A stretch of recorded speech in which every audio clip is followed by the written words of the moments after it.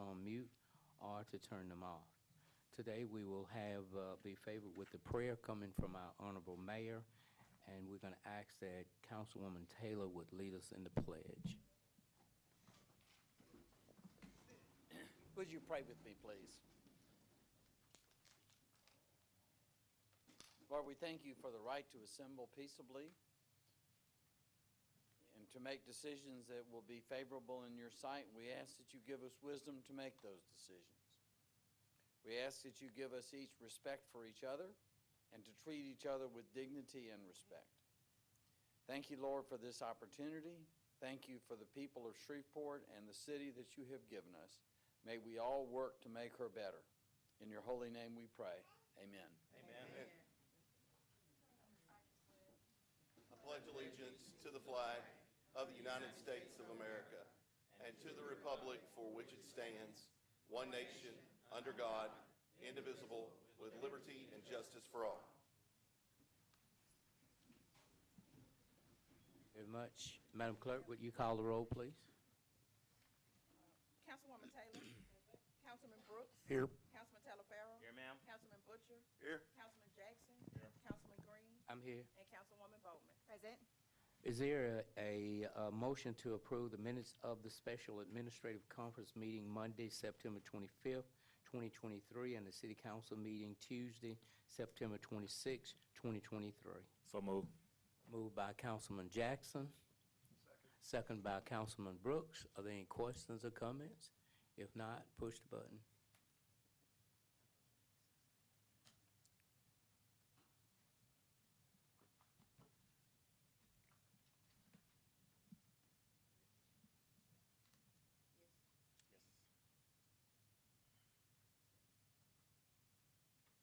Yes. Motion passes with 7. Thank you.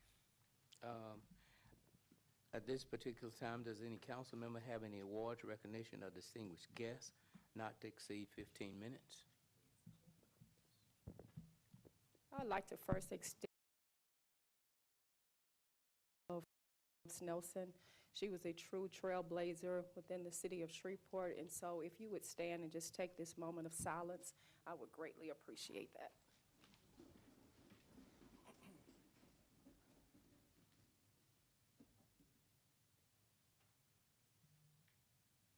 Thank you.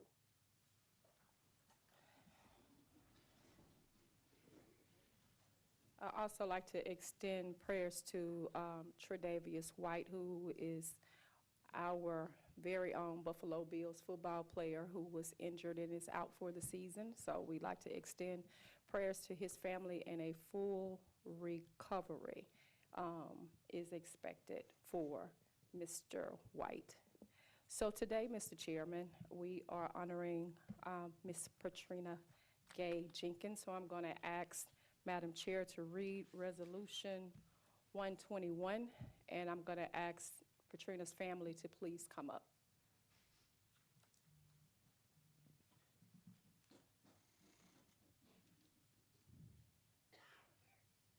Resolution number 121 of 2023. A resolution honoring domestic violence advocate Patrina Jenkins and otherwise providing with respect thereto. Whereas Patrina Gay Jenkins was a domestic violence advocate in Caddo Bolger and surrounding communities for over 20 years. Whereas she provided and facilitated domestic violence workshops and trainings for law enforcement, schools, various professionals, civil and social groups on the dynamics of domestic intimate partner violence. Whereas Patrina served on the Louisiana State Coalition Board of Directors for the State of Louisiana Coalition Against Domestic Violence, Women of Color Task Force, as well as the local Domestic Violence Task Force. She served as the Community Outreach and Education Manager for the Project Celebration, Inc., Domestic Violence and Sexual Assault Program until her death. Whereas she was an avid believer that leaving an abusive relationship is not an event, but rather a process to which community must be willing to reform systems that will promote victim safety and ensure offender accountability by increasing collaborative community efforts. Whereas Patrina discovered her true passion for helping others while attending Grambling State University as a student advocate in the Office of Judiciary Affairs under the supervision of her mentor, Judge Sunderstone.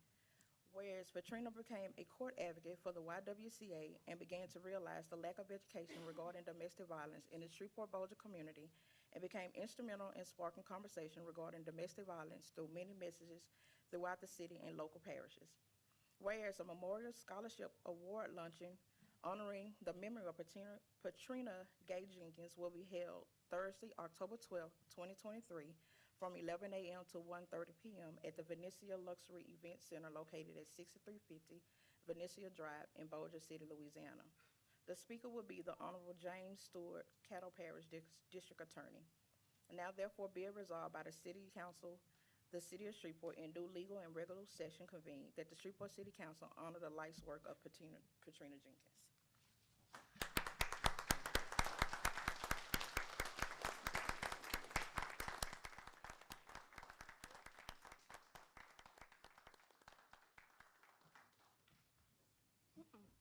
No, you can't move that. Carrington, it is so good to see you.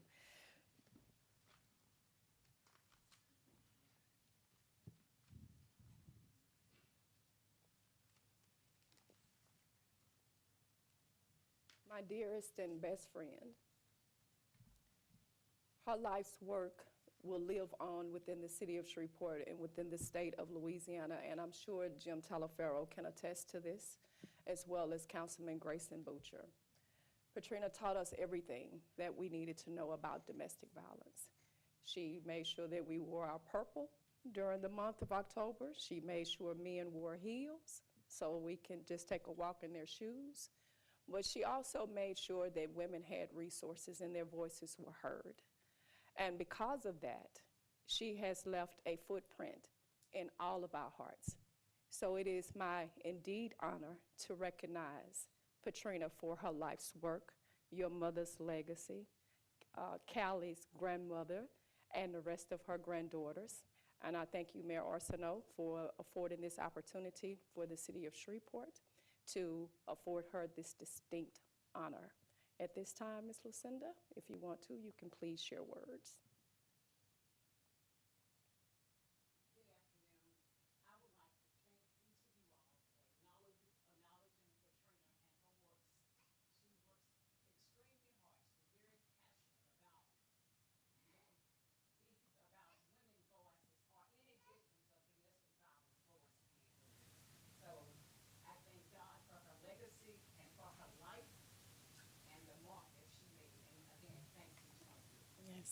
Don't leave yet. You ready to run away?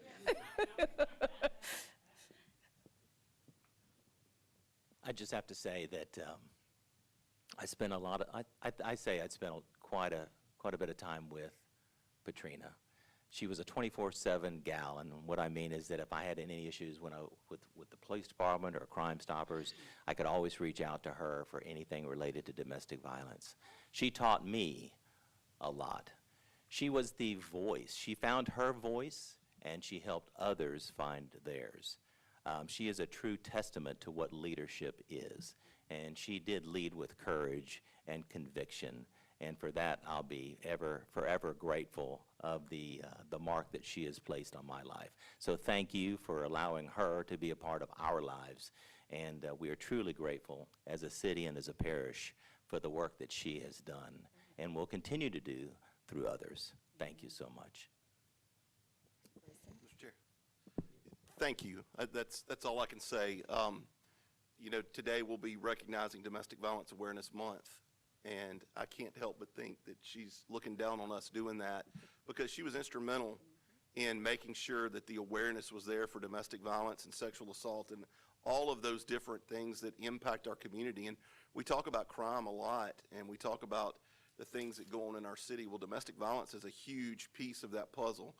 And domestic violence doesn't necessarily mean a husband and a wife. It could mean friends and brothers and sisters. And we have a real problem. And I can't help but think that without her, the problem will be worse. So, Councilwoman Taylor, thank you for sponsoring this. And much, much appreciated. And thank you all. Okay, so you have to stand right there so we can take a picture. Okay. Mr. Chair, Jim, Grayson.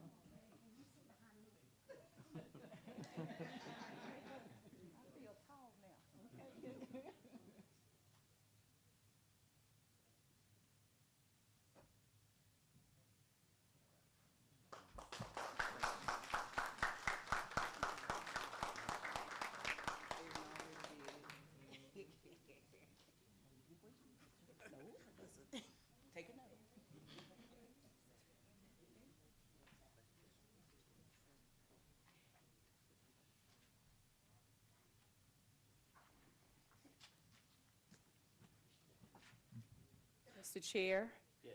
Mr. Mayor, to Hilton, USA. I know y'all want to scream, Miss Hilton, USA. We are recognizing Miss Maryann Nelson for her contributions to Shreveport, Louisiana, and to the Hilton family. It is indeed our honor to recognize you on this day. So, Madam Chair, if you would read Resolution 123. And Miss Maryann, when you come up to the podium, don't leave. A resolution recognizing and honoring Maryann Nelson for her service to the city of Shreveport and otherwise providing with respect thereto. Whereas Maryann Nelson was hired as Director of Sales and Marketing for the city-owned Hilton Hotel Shreveport on May 15, 2006, even before the Hilton had opened to the public. Whereas Maryann Nelson was promoted to the promotion of General Manager for the Hilton Shreveport on March 30, 2016. Whereas Maryann Nelson has served with distinction in the role for her past 7 years and was named as Outstanding Hotel Executive in 2017 by the Shreveport-Bossier Convention and Tourist Bureau. Whereas Maryann Nelson's most important achievement during her employment at the Hilton Shreveport was to assure that every guest felt welcome and the city of Shreveport was always placed in a favorable light.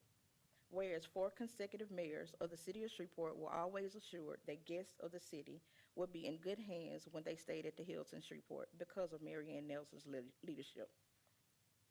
Whereas Maryann Nelson has announced that she will retire from Hilton Shreveport on October 13, 2023. Now therefore be it resolved by the City Council of the City of Shreveport in due legal and regular session convened, that it hereby expresses its gratitude and appreciation to Maryann Nelson for her service to the City of Shreveport and wishes her well as she begins her retirement. Miss Maryann Nelson, come on down.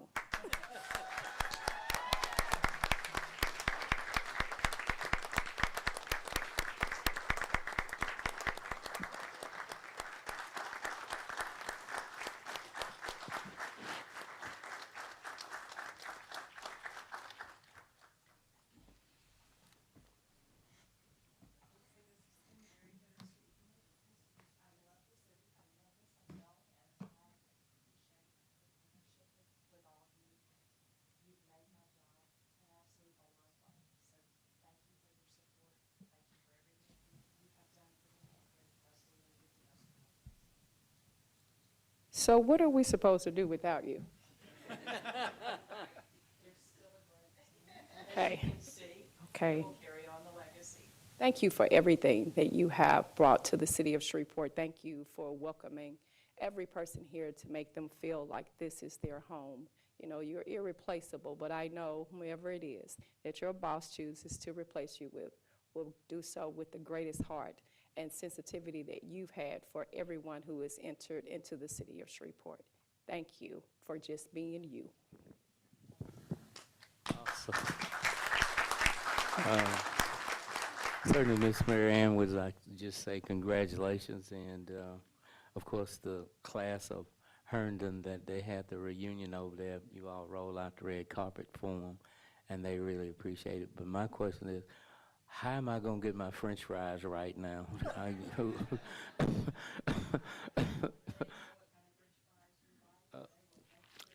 All right, okay, but congratulations.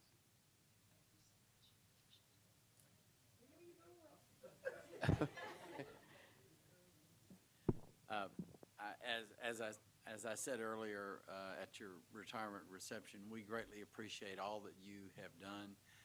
For most of us, you're the face of the Hilton, and we will miss your face. We know there's a good team that you leave behind, and we wish you the very best.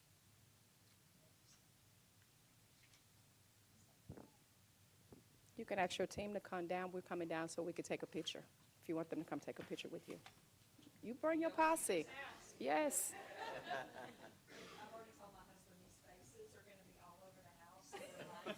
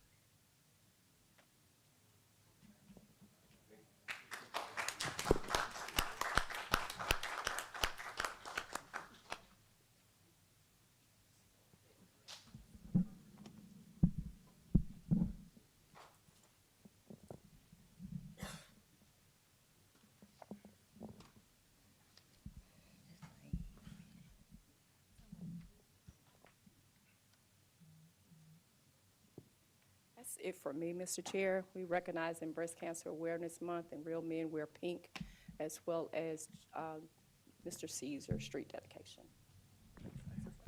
Does any other council member have any recognition at this Mr. time? Chair, Yes, sir.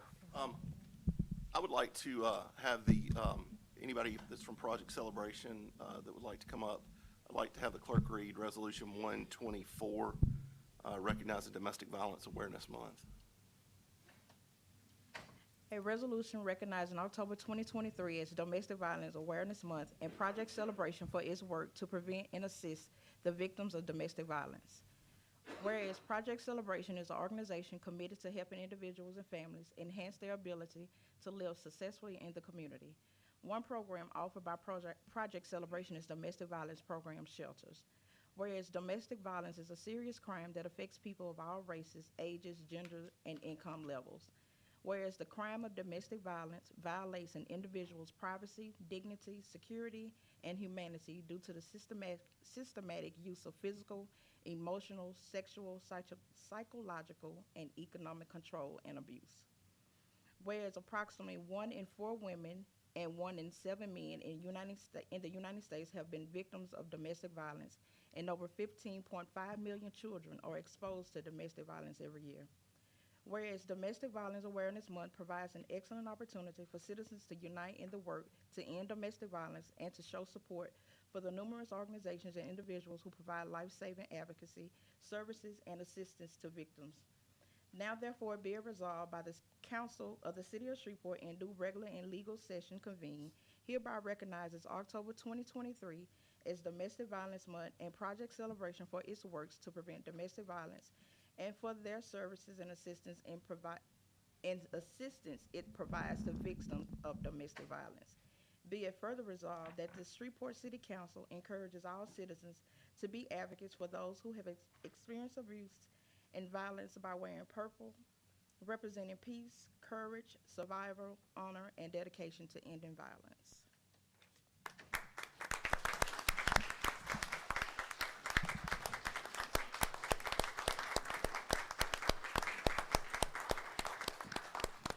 If I could say to you all, thank you so much for that. We appreciate that from Project Celebration.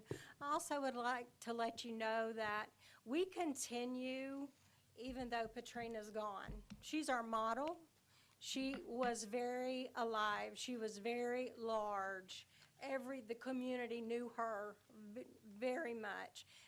But we don't want to let that go just because she's not here. It's because we care so much about her that we do want to continue that. And we most definitely want to carry on that legacy of being the voice for victims of domestic violence. So call us. Whoever said that a while ago that you could contact Patrina. I have taken that position. No one can ever take her place. She was a fabulous, courageous woman. But call us. Let us be of service to our community. That's what we're here for. Okay? Thank y'all so much. Y'all stay there for just a second. I just want to say thank you to what you do for our community, for our police officers, for our citizens, for all the law enforcement in Caddo Parish, and actually y'all serve, 7 parishes? Yes, for all 7 parishes that you serve. It's very important to have y'all as advocates for people that sometimes aren't heard. So thank you for what you do, and continue to do what you do, because we need you. Thank you. You want to say something? We're going to, you want to get a, Jim? Mayor? Jim?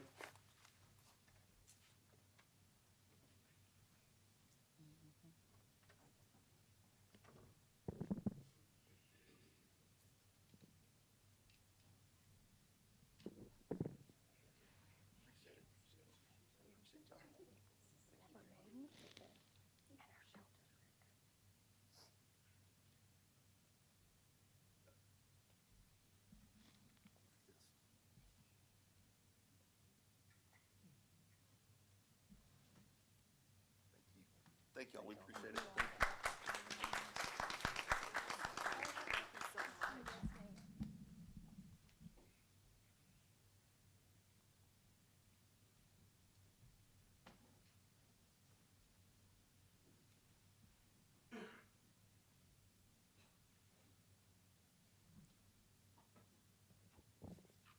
Chair, one last thing. Yes, sir. If Ms. Cindy Dyer, anybody that's with you, if you'd like to come up. Madam Clerk, if you would read, what is it? Let's see, Resolution 119, please. Resolution 119 of 2023, a resolution to recognize Cindy Dyer and otherwise provide with respect thereto. Whereas Cindy Dyer is a licensed Louisiana realtor and an associate broker with more than 19 years of experience. She serves Northwest Louisiana, which spans 7 parishes. Whereas prior to becoming a realtor, Cindy spent more than 17 years working for a shopping center developer. Whereas she is a consistent multi-million-dollar producer specializing in new construction, existing home sales, relocation, military assignments, first-time home buyers, investments, and commercial properties. Whereas Cindy is the founder of Managing Director of Real Estate to the Rescue Paws and Park, which benefits area animal rescues and shelters. Whereas she has served on the Mayor, Invested, and Trustee Louisiana Realtors Political Action Committee since 2013, the Louisiana Realtors Board of Directors and Louisiana Realtors Executive since 2015. In her first year in real estate, Cindy was named Rookie of the Year. In 2016, she was named Realtor of the Year. Whereas on September 20th, Cindy Dyer with Pinnacle Realtor became the first woman from the Northwest Louisiana to be inducted and serve as 2024 President of the Louisiana Realtors. Whereas Cindy said, integrity and reputation are imperative. I believe in providing excellent customer service to give clients the best possible experience, and I believe honesty and communication is vital to take any transaction from contract to close. I believe you treat others as you would want to be treated. My clients and I end up building a lasting relationship. Now, therefore, be it resolved by the City Council of the City of Shreveport in due regular and legal session convened that the Shreveport City Council hereby recognizes and congratulates Cindy Dyer for her many accomplishments.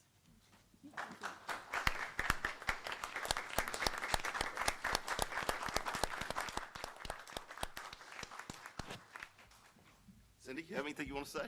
Yes, thank you so much. I want to thank the mayor. He attended my installation back on September the 20th. Thank you, Mayor. Thank you, Shreveport City Council, for having me here and inviting me here today. It is truly an honor to be recognized in this way, and I'm deeply moved by the support I have received by my community.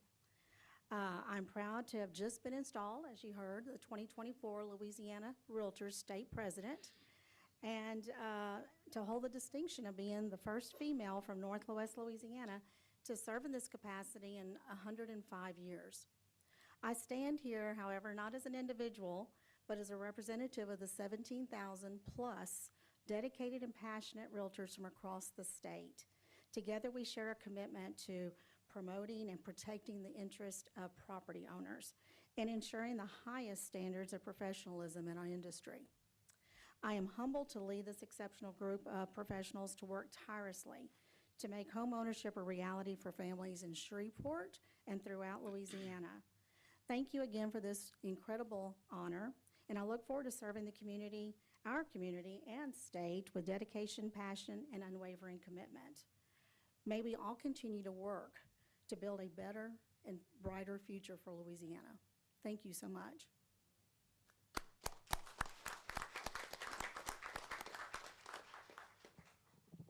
Cindy, thank you so much for your willingness to serve. I've had the honor of working with you for many years on several different things, being in real estate. I think this is probably the first time in the history of the Shreveport City Council that we've got 3 realtors that are sitting up here, actually. So it's a real honor for us to have somebody representing us just from our board, which is a very big board and a very good board of realtors, I think. So thank you for your service, and good luck. Thank you. Thank you. Anybody else? Yeah, just one final thing. Cindy, thank you so much for stepping up.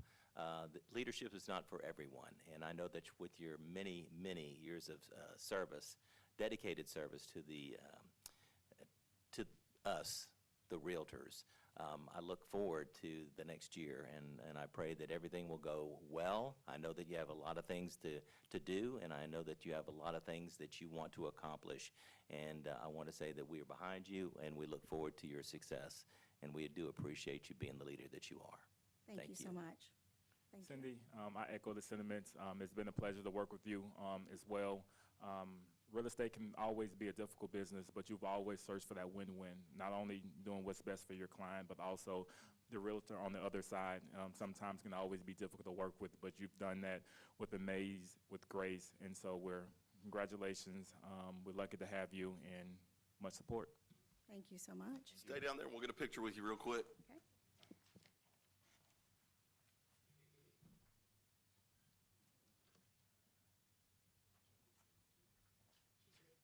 What's that? To get it. Okay, we'll get it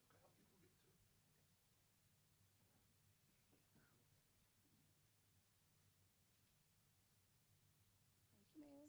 Thank you. Thank you so much. Thank you.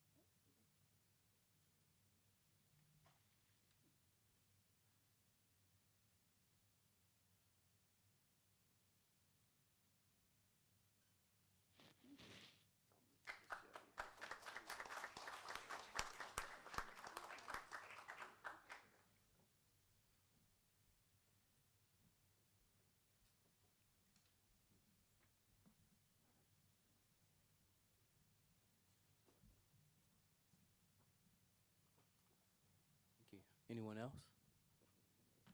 Mr. Chair, I'd like to invite Virginia Pinkley to address the council.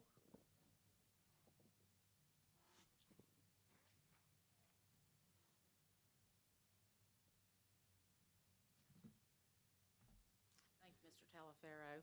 My name is Virginia Pinkley. My husband is Steve Pinkley. He's a retired firefighter. I'm here today because we've received some letters, and we didn't receive a letter telling us about the changes in the insurance for the city. This letter was dated September 6th, and somebody forwarded this to us because we didn't get it, but it was addressed to City Shreveport employees, retirees, and family members. It was from the mayor's office. We never got this letter, and none of the firemen that I talked to got it. That was on September the 6th. On September the 20th, the same information came out from the CAO's office, Tom Dark, telling us that all retirees that were of Medicare eligibility would be forced to go to a managed Medicare plan. We didn't have an option. It also says here that the board shall post the proposed changes to the employees for at least 15 days prior to the next meeting of the board, and shall notify the members of the city council by filing a copy with the city clerk, who shall forward the proposed changes to all members of the council. The proposed changes shall not be effective if the city council at the next regular meeting adopts a resolution altering or disapproving the proposal. I have looked on the agenda continuously for this to be on there, and it hasn't been put on there. This week, they are having meetings to tell us, the retirees at Valencia Park, all about this advantage plan that the retirees will be placed on. There was a large article in the AARP magazine that came out in October talking about managed Medicare plans. They are not what they're cracked up to be. The plans do not cover what you need. The plan manager decides the services that they will provide, not what Medicare provides. There is a sentence in this letter that says the plan may be used with any healthcare provider who accepts Medicare. The caveat is the healthcare provider must agree to treat you and bill the plan. Not every healthcare provider that takes Medicare has to accept an Advantage plan. I have a friend whose husband was on the fire department. She was recently in the hospital. Her husband was deceased while he was on the job. She was in the hospital. She has cancer. When she was stepping down out ICU, they wanted to send her to a rehab. She had to go home. Her boys had to take care of her because her insurance plan was not accepted by the rehabs. She had Blue Cross, Blue Shield, Blue Advantage. At this time last year, we were told by the city council that this would not happen again the way the insurance was handled last year. We came to you, we gave you our concerns. If you wanted to take a managed Medicare plan, fine, but don't force everyone on there. The CEO of Willis Knighton got up before you last year and said, a managed Medicare plan is fine if you're not sick. We had a doctor who addressed you that said the doctors don't want the plan because when their patient gets sick and needs tests and treatments, Advantage plans deny these. The doctor cannot take care of his patient. Therefore, the doctors do not want to take these plans because their hands are tied.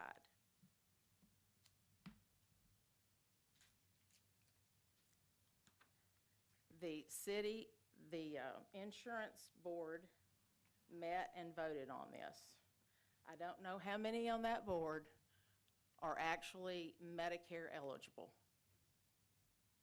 I don't know how many of them actually know what a managed Medicare plan is. Last year when I attended those meetings, their counsel for insurance was a representative from Blue Cross. So I'm not sure he gave an unbiased look at a Medicare plan. My husband and I have reached out to an insurance broker to see what a private supplement for us would be. I asked him about managed care plans. He said he doesn't sell them because he has had too many of his friends and clients over the years who have ended up having issues. My husband and I are healthy. I am grateful. I will be 74 years old next week. He is 75. Who knows when you throw the clot and have to go in the hospital, and then we need all these. We have tried to manage our funds up until this time, but our budgets would not hold up if we had to pay out of pocket for some of the services that are needed. I'm asking you if you can tell me when this is going to be on the board to be voted on by the council. Have you received this letter? And I would like for you to reconsider and have those who want to go on a managed plan do that, and the others continue to have their benefits as they were before, that we use the cities as a supplement to our Medicare. I don't know what else can be said. I don't know when this is supposed to be done. I don't know when the 15-day prior setting was. They're going to talk to us Wednesday and Thursday and tell us this, and on the 15th is when you have to, Medicare has to sign up for your next year of coverage. And it hasn't come before the city council yet. So are you going to vote on it? Is that an option? Could we put it out there? I don't know what else to say. Mr. Chair. Yes, sir. Mr. Dart, if I remember correctly from last year, this doesn't automatically come to the city council and it's not automatically put on the agenda. Members of the council have to put it on the agenda. Is that correct? That would be correct, and that was not done. So that's why this has gotten to where she is. I do want to address a couple of things, though, that Ms. Pinkley said. Your husband was here, I think, a couple of weeks ago. We actually went to high school together a long time ago. And there are two of us here on Medicare who were actually on the board. But we actually spent a good bit of time during the year looking at how that managed plan was affecting the 200 or so folks who actually signed up for it. last year, we asked them the kind of questions that you're concerned about. Do I need to change doctors? Have you had trouble finding service? Have you had any issues that you didn't have before? And we got a pretty favorable response. We did not run into people who said, I can't find a doctor that'll treat me, or I have to get rid of my doctor because he won't take this. The Medicare Advantage plan that the city is going to be offering for next year is not the Medicare Advantage you see on TV. And we would be the first to tell you that. The kind of stuff that you see or will be seeing on the ads for the next few months, because it's open enrollment season, is not at all what we're offering. We're offering a plan that essentially has almost exactly the same doctors, has deductibles that are comparable, in some cases lower, has certain benefits that are more. I would really encourage you to look at what they tell us, because what we have been told over and over is that this plan actually is very good compared to even the PPO that you and I are both on right now. So that's why it was done. It is one of the things we told someone who's asking us, most municipalities and companies don't cover retirees for insurance. And the ones that do generally don't cover spouses. They make the retiree pay for all of their family coverage, and we're trying to avoid that by providing a service that we think we can afford better and that provides comparable service, and that's what we think we voted unanimously to do as a board. Well, there is a protected class that if they were on the job before 1977, when the state took over the fire department, and I think the police department's retirement funds, that they were guaranteed benefits. So that was a protected class, is how they called it. That they would be assured of benefits. And I would like to say that when we've talked about this for 3 years. And the first year, when they told us that everybody had to take it, Mayor Perkins and the CEO were saying this, and Brian Crawford from Willis-Knighton addressed that and said Willis-Knighton did not take that managed care plan.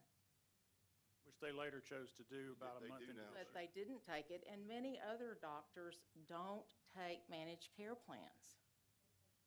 They take this one. I call Brian Crawford. They do take this one.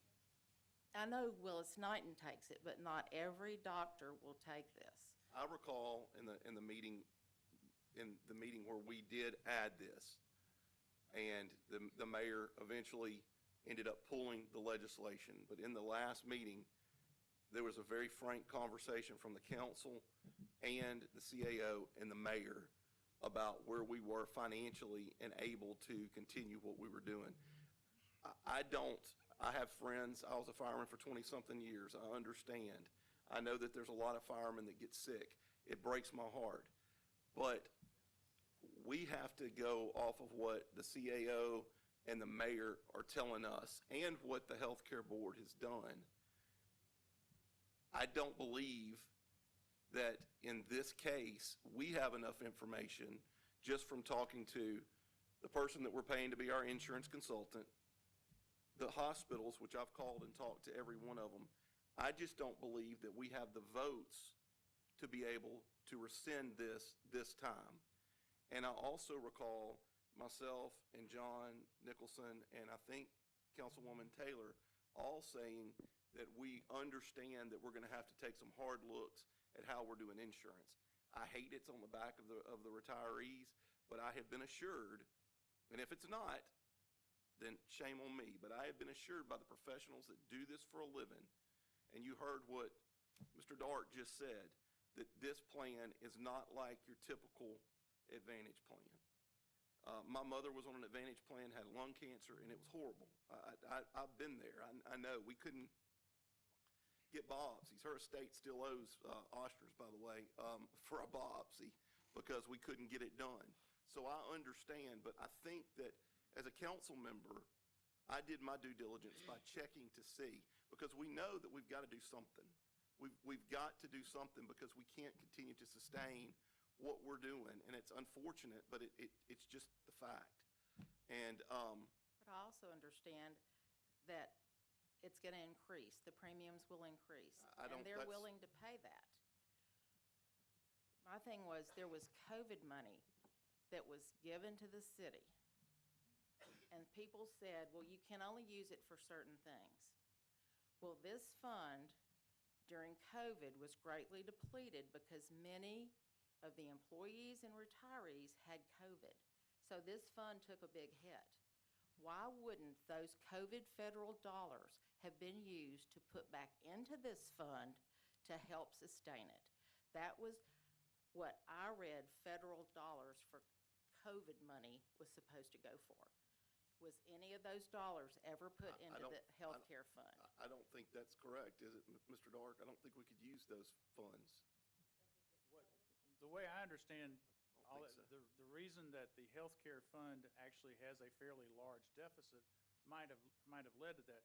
We are not trying to do anything to change that. We're simply trying to have a fund, an insurance fund that brings in about as much as it's paid out in claims in a year.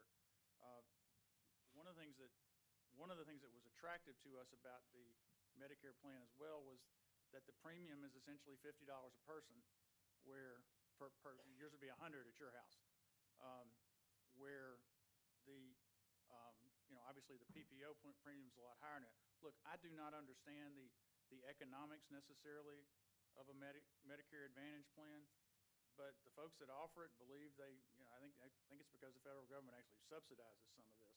May I ask But who one you- thing I would tell you before you start, we understand, particularly in the situation you're in, that because of the fire service's rather unique medical issues, one of the questions we got from a firefighter that we answered fairly recently was, how about oncology? Because that's obviously a big concern in the fire community.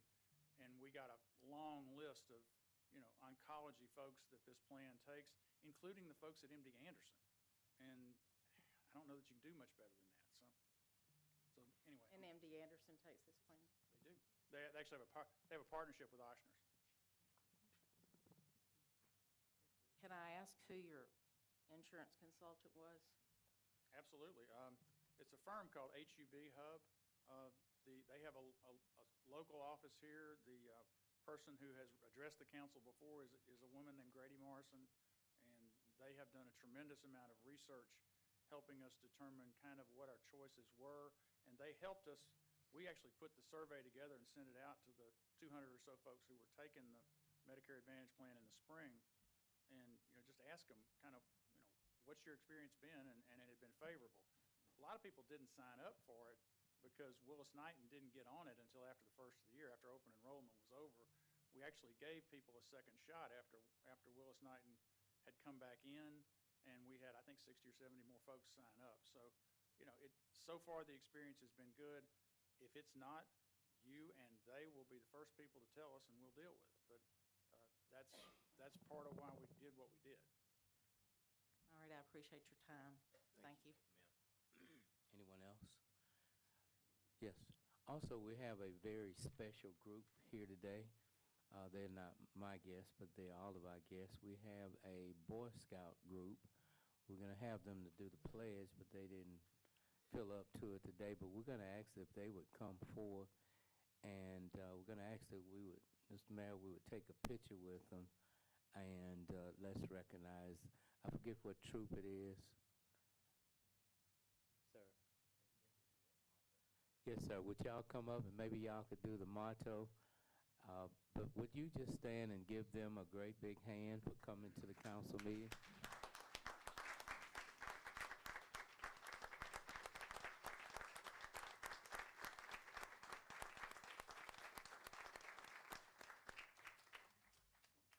And sir, would you tell us who you have with you today? And we're gonna, Sure, we would y'all like to do the motto, your Boy Scout motto?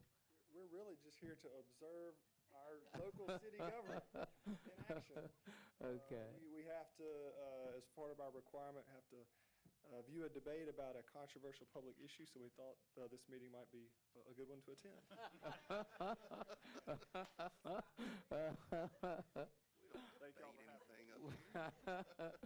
Oh, my goodness. Well, it's good to have you all, and we're going to come down and take a picture with y'all if that's okay.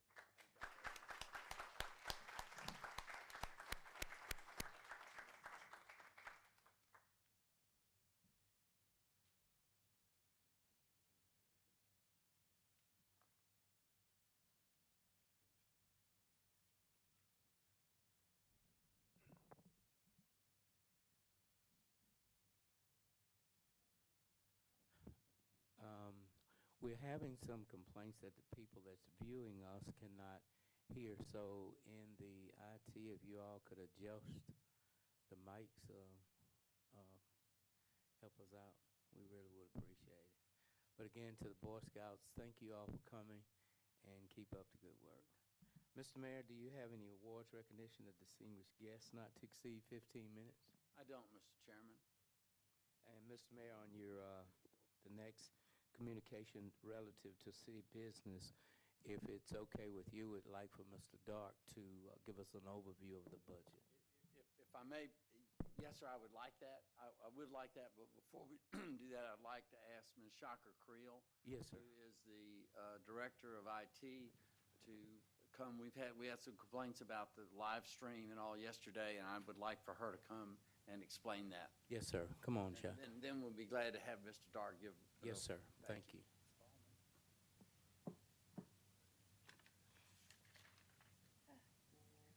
Good afternoon, everyone. Thank you, Mayor, for giving me the opportunity to address the AV issues from yesterday's meeting. Can you hear me? Y'all can't hear me? Can't hear you, Shocker. No. Okay. You have a low voice, Shocker. Hold up. You. There you go. Okay, can you hear me now? Okay, perfect. Again, thank you for the opportunity to address yesterday's AV issues. What happened during the live stream, during our work session, we had a technical issue related to the audio quality. I'm not sure if you were able to review the live stream, but there was a lot of static from the beginning of the meeting up until around the 13-minute mark. My team, when notified, hopped in to try to figure out what the issue was and discovered there was some electrical interference causing the static. I advised them to do whatever they needed to do to clear the interference, which required them to restart the stream. So they disconnected and reconnected. It stopped the stream for about 5 minutes. I do want to say that the disconnect was in no way intentional. The timing was completely coincidental and not directed towards any particular speaker. It's very similar to when a TV station goes and takes a commercial break because they have technical issues. We don't have the luxury of having commercial breaks during council meetings. So when technical issues arise, we do what we can to mitigate, and sometimes that requires us to disconnect and reconnect. But I do want to apologize for any inconvenience that may have caused. We will be posting a recording of yesterday's meeting, which will include all speakers, so we will be able to hear all of their remarks to our social media pages. So, Mr. Chairman, I had an appointment and I couldn't make it, so I was driving several hours, so I was trying to listen, and it was awful. There was no way anybody could hear anything. It sounded like old days when you were trying to call from Belcher to Shreveport on that long-distance telephone. But we've got money in the budget. We got to get this stuff fixed. It's a complaint that we hear all the time. People can't tell what we're voting on, who's doing the voting. We don't have a timer up for people to be able to gauge their time when they're speaking. I mean, this has been going on all summer. Where are we with this? So we actually have a contractor scheduled to come out at the end of the month. They'll be here on the 30th until the 3rd to reprogram our Question. So that's the piece of equipment that went down. It's what connects all the screens, and that's why we're not able to utilize those at this time. They'll come in to reprogram, but that will get us just as is. So that's the state of the AV equipment prior to July when that piece of equipment failed. I am currently working on an RFP because I agree it's time to do a full system upgrade. We'll be putting that out so companies have the opportunity to bid on that work. My goal is to get the system fully upgraded next year. Okay.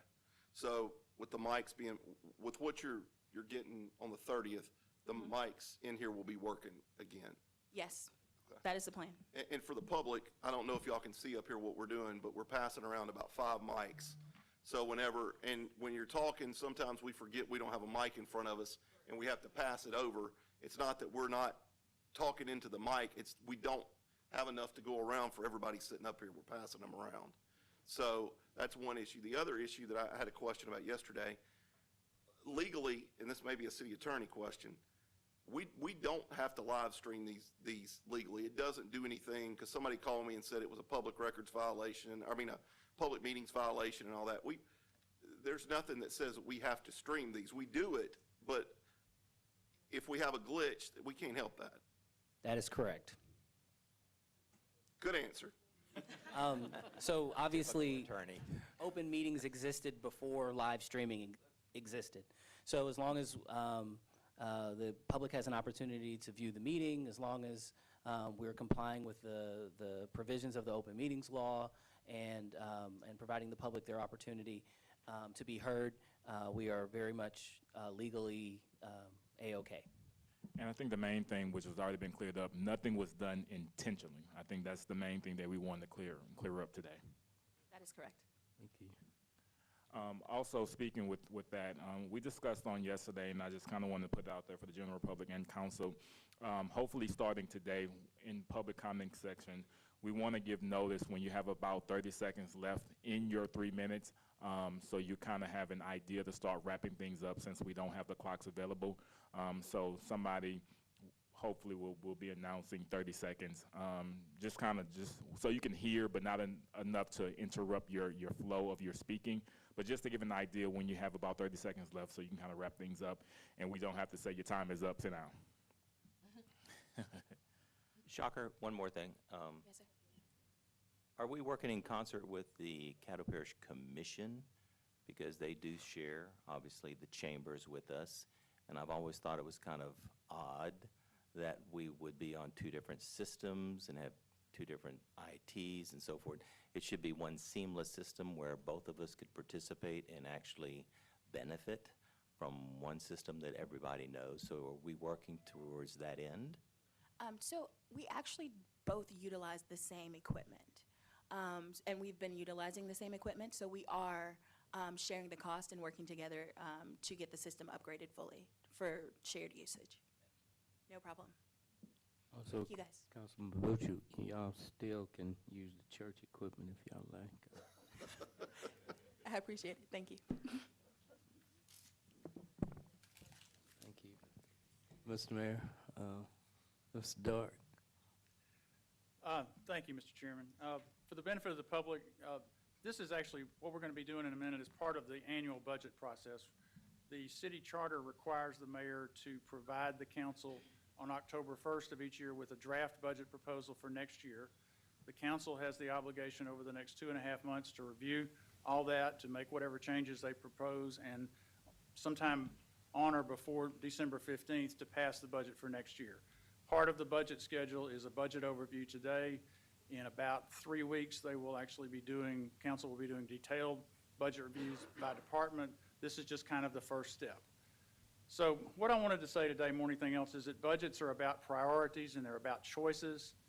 And then when you've done that, then you start dealing with the numbers. For us, priorities are pretty simple. What do you want to try to get done during the coming year? Choices are how do you want to do those things? And numbers then are what resources do you want to put in place to make those things happen? What we want to talk to you today a little bit is more about priorities and choices than about the numbers themselves. There'll be plenty of opportunities over the next 2 months or so to talk about numbers, but we thought maybe talking about the foundation might be a good place to start. The first place we want to start is in the general fund, where most of our city services, like fire and police and public works and SPAR, are located. The first priority we had for general fund for next year was to make sure that the only thing we were budgeting to spend next year was the same amount as what we were going to be bringing in. In other words, that we had a balanced budget. And we've done that. We're budgeting to begin and end the year in the general fund with a $25 million operating reserve, which is about 9% of what we'll be spending next year. But our next priority was a lot more complicated, but it addresses what we believe is the most critical organizational issue that we have, which is the need to stop the decrease in the number of our police officers, because that threatens our ability to investigate crime and to solve it. When Chief Smith comes to meetings and he tells us all that SPD is down 150 or so officers and the number seems to get bigger every month, we can't keep doing what we've been doing and expect, better results. What we need to be doing is recruiting more successfully and retaining the people that we do hire better. So the first recommendation we have for that is to do a series of recruitment incentives. The largest of those provides a first-year recruitment incentive stipend of $7,200 to new police and fire recruits. This is the amount that's equal to the state supplemental pay that those recruits would start getting after their first year of service. Some of that would be paid when they finish the academy, and the remainder paid after they successfully finish their first year. This will give us a first-year package to offer recruits that's a great deal better than what we currently can offer. We're also recommending that the city offer incentives totaling $10,000 for already certified police officers and firefighters who want to transfer to us from another agency and who are in good standing. These people need only minimal additional training and can get on the streets faster. Half of that money would be paid up front, with the remainder paid after they stay here for 2 complete years of service. We're also trying to address the pay of existing police officers and firefighters in a couple of different ways. The first is that we're recommending an across-the-board 3% pay increase for them effective the first of the year. But we are also, and this was at the suggestion of some of the recruitment staffs that we talked to, that we increase some of the incentive pays that we offer already for skills that we consider valuable: physical fitness, firearms proficiency, and for fire paramedic skills that they're actually using on an ambulance. We're also recommending doubling the incentives that we currently provide for educational attainment. And together, these recommendations could increase the pay of a physically fit police officer or firefighter with a bachelor's degree in either the firearms or paramedic incentive by some number approximating $4,000 a year. Our next priority is related to that. Some of you who have been on the council know that when you begin to touch the pay of one part of city government, it tends to be discussed by everyone else who works here. So we're trying to address those needs with some carefully targeted pay adjustments. The most significant of those affects people who were hired this year or last year. Those people currently enter city service under a pay scale that's about 10% lower than what we pay to people who were hired before 2022. What that does is it reduces the starting pay that we can offer to prospective employees, and it makes it harder to fill those positions. So for that reason, we're recommending that those newer employees be transitioned into the higher pay scale as of January 1st. That will make our minimum starting pay for a city job $14.33 an hour. Obviously, that's just for the lowest on the pay scale. It's higher for those above it. We're also recommending that employees who were hired before 2022 be eligible next year for a one-step merit pay adjustment. Those generally average about 4%. There was a time when those adjustments were routinely granted year after year, but they have not been done so for a number of years. Those will become effective on each employee's anniversary date. We're emphasizing those first because our people directly affect the services that we can provide. Some of the other priorities we have are how we want to provide those services. This year, at our recommendation, you all agreed to provide additional funding for housing demolition, right-of-way maintenance, street lighting, things like that. Our 2024 budget proposal retains most of that funding because it helps with the appearance of our city and with the appearance of our neighborhoods. One of the things that you've seen several times this year is us having to come back to you and ask you for additional money to be moved from someplace else in the budget to maintain and repair city buildings. We have experienced a number of problems that have cost a great deal of money, and we were able to absorb them this year because we had a fairly healthy operating reserve. We won't have as much flexibility next year with that reserve at $25 million. So what we have recommended is that we put $1 million in SPAR's budget to help us and deal with those problems when they come up. Another priority we have is to make sure that we have appropriate and adequate vehicles and equipment for city operations to use. For that reason, we're recommending a $10 million equipment funding package be included in the general fund budget, with those funds available through a 5-year certificate of indebtedness. There will be equipment for police, fire, public works, SPAR, and property standards. Within that package, the most notable parts of it are 70 new police vehicles and 5 new garbage trucks. Budgeting the amount that we needed to address those priorities required some revenues above what we currently generate. And for that reason, we're recommending that the council increase the current monthly solid waste fee from $7 to $10 a month, and that EMS and building permits fees go up 5%. These will generate about $3 million in new revenue next year. Asking for new revenue is not easy, and we're certainly willing during the budget process to discuss alternative revenue sources and amounts with you, but we believe that the need for the new revenue is there. We have other priorities outside the general fund. One is to assure that we have the flexibility to proceed with the redevelopment project for the state fairgrounds if the feasibility study comes back favorable and we together decide to proceed with it. Because the REV improvements will require the issuance of debt, we need to have some funds in the 2024 budget to make the first payment. And what we've chosen to do is allocate $4 million from the Riverfront Fund for this purpose, funds that were previously going toward just general fund operating support. That will help us make the 2024 payment. Another very important priority, and a difficult one for us, is to assure that the city honors the promises that we've previously made to the entities that bought our most recent water and sewer revenue bonds. We promised we'd generate enough revenue from our water and sewer system to assure repayment of those bonds even when there's a down revenue year. And we haven't done so in the last couple of years, which was a major factor in our credit rating being downgraded this year by Moody's Investor Service. Providing the necessary revenue cushion for 2024 will require a 20% water and sewer rate increase effective in January. That's a big number, but it is the minimum we need to honor the promises that we've made. Another priority is reflected in the fact that although our capital budget totals over $1 billion, there's only $21 million in new funding for next year, most of it for streets, airports, and Sportran. That's an investment that's far too small to meet the city's needs. A successful bond issue next April will help change that. We're working with our Capital Improvements Committee to develop a list of projects to present to you in the next couple of months, and those we hope will be placed on the ballot next April. We're also committed to assuring that we budget enough money in the retained risk fund to cover the costs we expect next year. That has resulted in all the funds who contribute to retained risk having to increase that amount dramatically. We already have a deficit in the risk fund of something like $43 million, which was also a factor in downgrading our credit rating early this year. We don't want to let that deficit get larger. Here's where it gets interesting. Our budget proposals, we have literally thousands of individual decisions on funding and staffing operations. And what we've done is we've included a section in the budget proposal where we outline some of the choices we made in developing this budget, some of the things that we chose to do and some of the things that we chose not to do.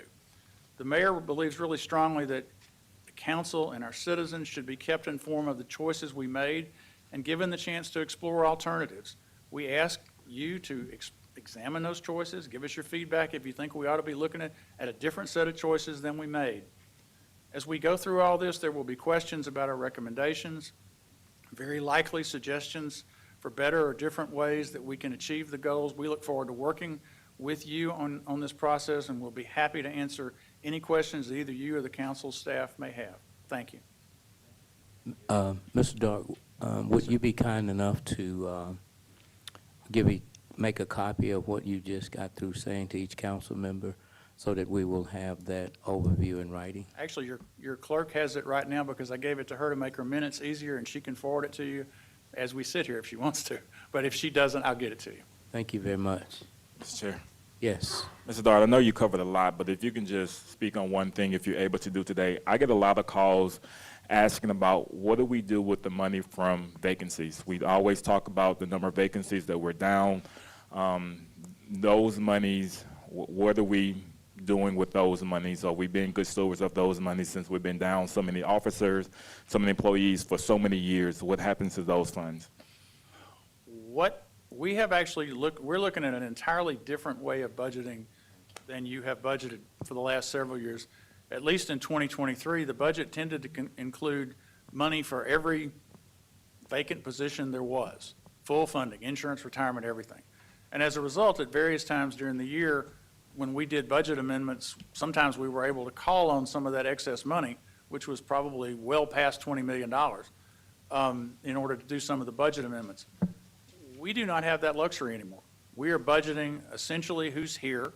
The only real exceptions for that are to make sure that when fire hires a class and there's overlap between some of the people who are coming in and some of the people who are retiring, that we got enough money to pay them. And the other exemption is the most important one. The police department has been told, you hire whoever however many you can get, and we will find the money.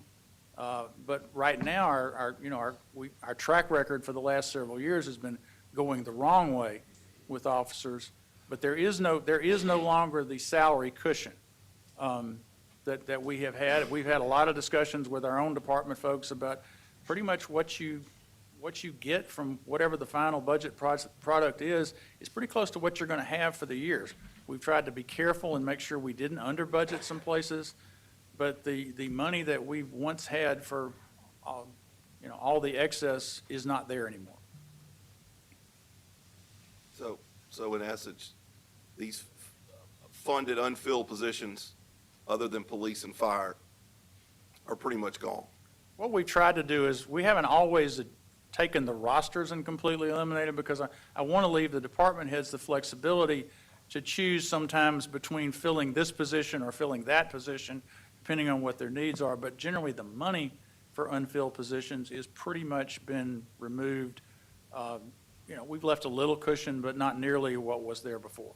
Yeah, because it was millions of dollars. It's why you will see budget reductions, for instance, in fire and police, because that's where most of the vacancies were, particularly police. That just concerns me. I just don't want to be constantly saying we're 150 officers down if we can't afford to hire 150 officers because the money is not allocated or there. So I just want to make sure that everybody is aware of what we can and cannot do, especially as we go into this new recruitment season and discover different strategies on how to bring more officers in. I just want to make sure that the funding is available and we don't put ourselves in another deficit. We have not budgeted so closely that we can't fund whatever police can do. The truth is, there isn't money in this budget to pay another 150 officers. But we didn't get in this hole in a year, and we're not going to get out of it in a year. So the general strategy is they will, if things go well, build up gradually over time, hopefully, quickly, but, however long it takes, we have a little time to build all that in. But for this coming year, we've given them a little bit of cushion to make sure that they could hire. And if they do better than that, we will come back to you and find the money. Thank you. When are the budget meetings planned? I believe you all have it on your calendar for the first week in November. I believe, is it the 6th or 7th, Ms. White? I think you have one afternoon and one whole day. Thank you. And we've already started answering questions from your council analyst, and she'll be no doubt sending us more. Thank you, Mr. Chairman.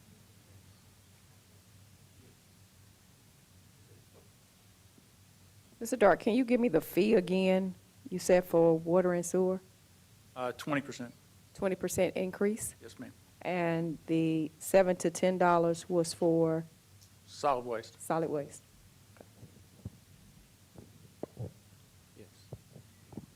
Mr. Dark, when you mentioned about the water and sewage increase, I still have customers calling because their water bill is not accurate.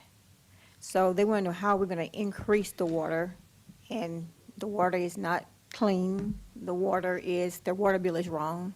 So what are our answers about that, as far as the increase? You heard Mr. Kreff say the same thing yesterday. One of the things we're trying very hard to do is to, whatever issues we have in the billing part, that we get worked out before then. We have a fund.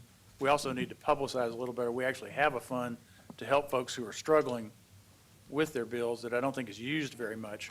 And we need to make sure, as we do this, that we get that word out, because it can help some folks. The only problem is, if a citizen call and say they have a problem with their water bill, just say their bill is usually $50, but now it's $150, we offer the plan to pay the bill, but it's not correcting the problem. Well, and we are going to do our best to try to figure out what those issues are and work them out. Okay. I mean, there's always going to be, when you're billing 67,000 people, we're not going to get them all perfectly, but systemically, if we've got issues, we got to fix them. Right, but when you get this customer that calls every month with a bill that's over $150, and we just offer, when we have money to pay it, but we don't find a solution to the problem, when we run out of money, what are they going to do about this water bill problem? Okay. And if you have a specific customer you'd like me to look into myself, I'll be I glad have to. several on Shirley Francis Drive. Please let me know. Okay, thank you. Mr. Dark, so we are moving we're moving dollars into Public Works. So the concern for me is grass cutting. And I know you've heard a lot, Councilwoman Bowman and I talk about this a whole lot, with the grass cutting and the beautification of our city. And trying to coordinate those particular efforts that we have there, because some of our areas, they look like war zones when it comes time to cutting, or some of the individuals that we have that are cutting are not edging, doing those things that make the city look clean and nice.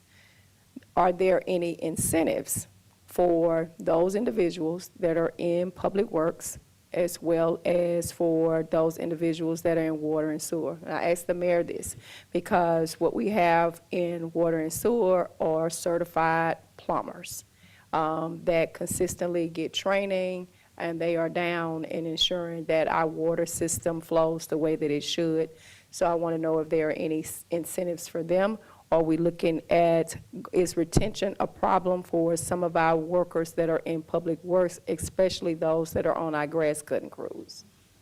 I'm not aware of any grass cutting specifically, although I'll be glad to look at it. I do know that we've had a number of issues with operators at water plants and wastewater plants, and we have done some pay adjustments during the year to try to address some of those, because that had gotten somewhat critical in our ability to meet the state requirements. We can look at other things. Those are the biggest ones. I will tell you that what we were hoping to do, one of the things that didn't happen at the end of last year that made this year's grass a little bit more of an issue than it should have been, was normally what you're supposed to do is put some of your weed killer pre-emergent stuff out in the winter, and they didn't do it last year.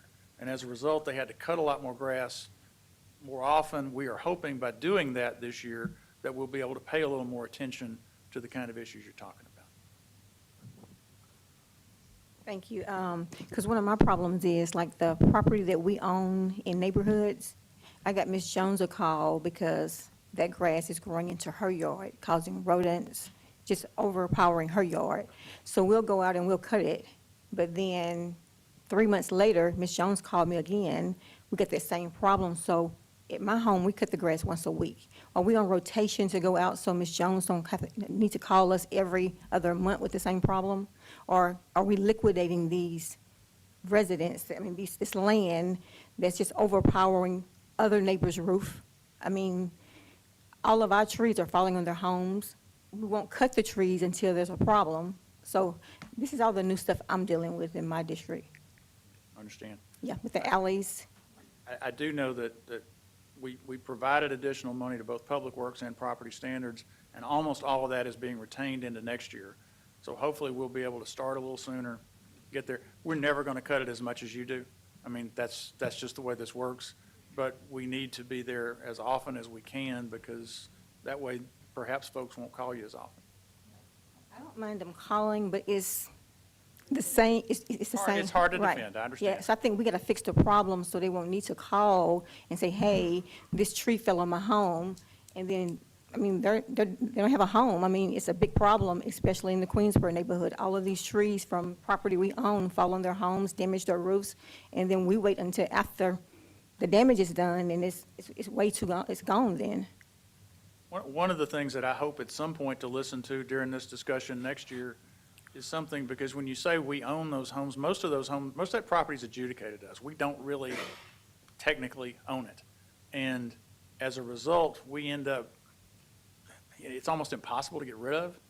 And we need some changes in state law to deal with that. And I think the mayor has been trying to work with the folks we deal with in Baton Rouge, trying to deal with that, because if we don't figure out a way to unload some of that property on folks who are willing to purchase it, we're going to keep doing this.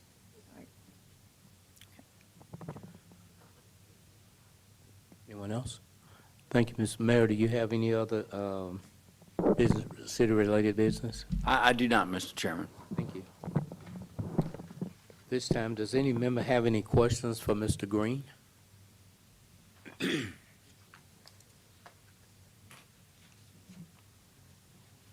Green, you have a chance to look at that deal I sent you yesterday? You have a chance to look at that, or anybody look at that thing I sent you yesterday? I should have included you in the email, but yes. Okay. Mr. Mayor, I know your office and Mr. Green's office is working on a building to be torn down in the MLK area. It's kind of an old building, skating rink, and if you all can give me an update, because it's kind of a little bit different than what we customarily tear down, an update as to where we are, that would be good. I'll get with Mr. Green, and we'll make sure and get to that. Okay, thank you. Mr. Chair. Yes, sir. I do want to address a comment that was made on yesterday. A lot of times, Mr. Green comes up here and we don't have anything for him. Mr. Green, you do a great job of working with us behind the scenes.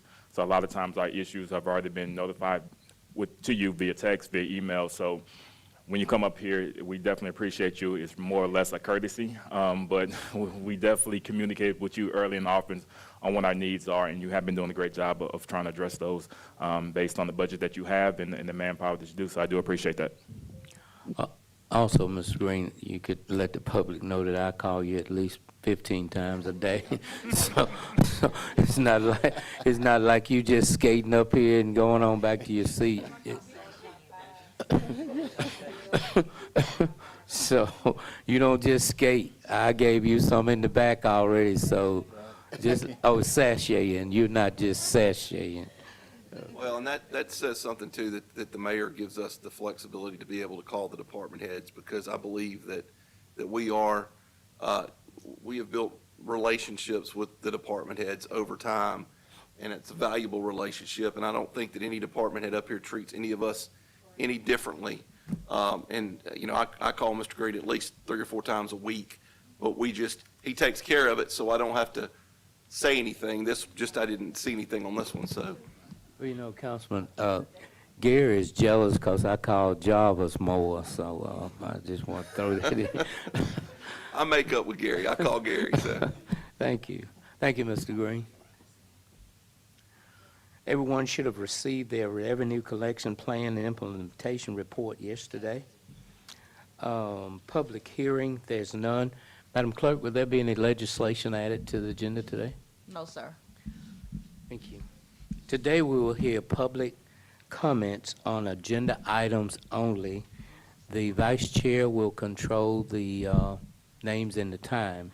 We also ask that we are working on our decorum, and sometimes we have individuals who say they're going to talk on item number 6 or 7, but they include something else. And according to what we had on yesterday, our city attorney, that is not what we are supposed to do. Madam Chair. Sammy Mears. Sammy Mears, 1901 Centenary Boulevard, Apartment M110, Shreveport, Louisiana, 71101. Today I'm speaking on resolutions 9A 119, 9A 121, 9A 122 and D 111. I want these resolutions to be recognized, starting with Cindy Dyer, also with recognizing Patrina Jenkins on domestic violence advocate, and recognizing October 23 as Breast Cancer Month and Men Wear Pink, Northwest Louisiana in their fights against breast cancer too.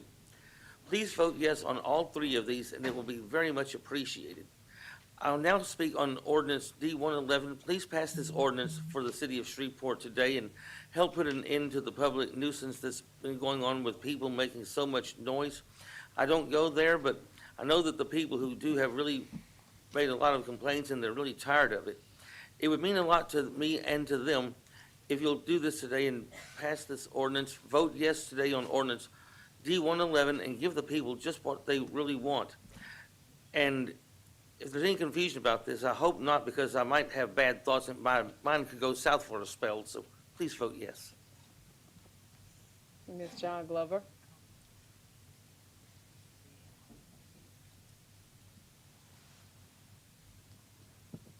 Good evening. John Glover, 9100 Walker Road, apartment 217.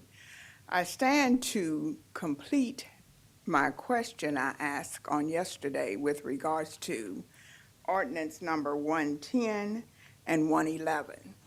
Now, yesterday, and I thank the Councilwoman Taylor for bringing up the city attorney to address amendment number 1. No one addressed amendment number 2. Now, I went back because no one addressed amendment number 2 to look at the decimals. Is that how you pronounce it? Decimals? Whatever.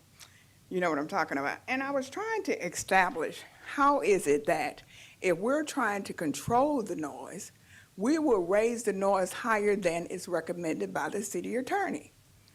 For instance, we say, the city attorney says 70 dBAs in permitted restaurants, bars, clubs, etc. Now that's number 6 on amendment number 1. Now number 6 on amendment number 2 says, well, no, we're not going to do that. We want to raise it. We want to raise it to 85 dBAs. And then 80 from 2 a.m. to 7 a.m., well, 6:59 a.m. Now again, if we're trying to ensure that every person who has to meet what this noise has created for us, which is a monster here in our city, then we have to indeed adhere and make sure we're including all that are going to be affected. We can't have I want this fixed, but I don't want it fixed like this.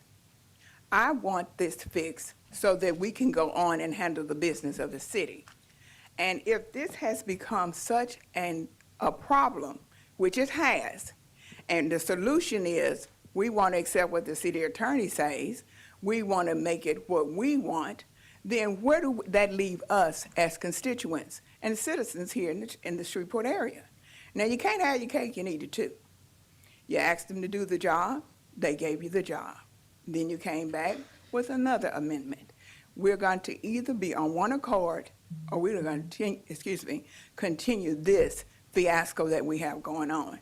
And we as citizens in this city have so many more things. Excuse me? 30 seconds. So many more things we need to address that calls for our immediate attention. We just heard of a lot of them. So if we can get this together and we will vote on the one that is for the betterment of the city and not personal interest, but the city. Thank you. Tim Huck.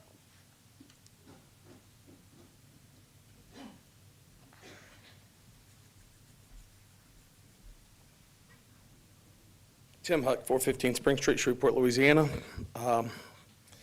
I've come today to kind of discuss the difference between 60, 55, 65, 70, and 85. You understand it's not like 2% higher, 3% higher, 5% higher. 70 is 100% higher than 65, okay? So it doubles. It's double 65.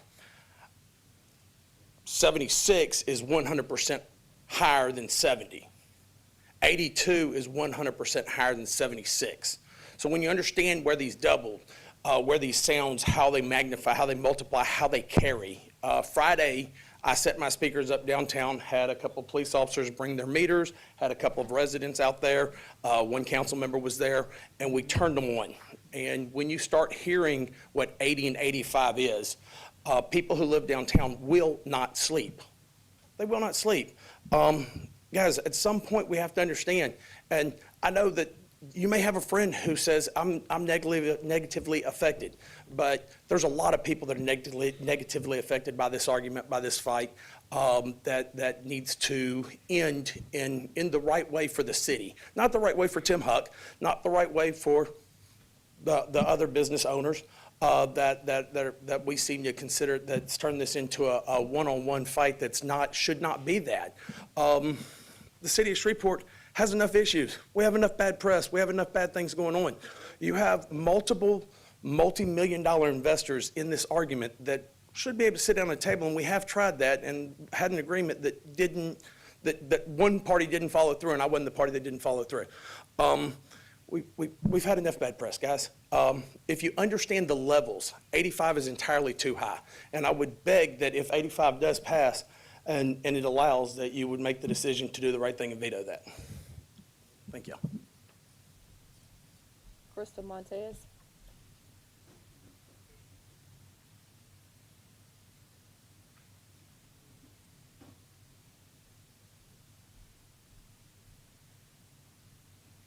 Crystal Montez, 509 Market Street. I just would like to play a little clip. 2:30 in the morning.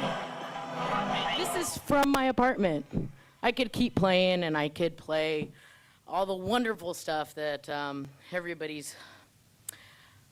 I'm frustrated. I'm beyond frustrated. I left North Bossier for downtown Shreveport. And I shared that I have buyer's remorse. I do want to say that I don't feel buyer's remorse in the morning, on Sunday morning when my dog and I get to walk down and enjoy Rhino coffee. I love Saturday mornings where Drip Donuts just came to town, so obviously a big girl, I'm going to go get some snacks. And I love that part. I love being able to enjoy downtown Shreveport. But the weekends are rough. Not being able to sleep, it's taken a toll. I'm tired. I don't know if you guys have any kids, but I feel like this is what toddlers feel like when they can't sleep. This is affecting all of us that choose to live, that choose to work, that choose to play in downtown Shreveport. I'm begging you guys, I'm stuck. I'm stuck. I've signed a lease for a year. I don't know what to do. I can't afford to keep getting a hotel. I can't afford to keep calling friends. Truly, anything over 70 decibels is cruel. I DJ. This is how I pay my bills too. And I appreciate Tim Huck trying to explain the sound, but it truly is anything over 70 decibels is just cruel. We're tired. We're exhausted. We're begging you to please protect the residents of Shreveport, to please help make Shreveport better. And please put yourselves in our shoes, just for a little bit, even if it's just for a Friday night. I would open up my home. It would sound like that, and we would not sleep, but a lot of pillow talk, I'm sure. Please draft an ordinance that brings us peace and brings us rest. Thank you. Is that recording that you had inside your apartment? That was at the door of the entrance to my apartment. The door open or closed? Door's open. Thank you. Yes, sir. Thank you. Liz Swain.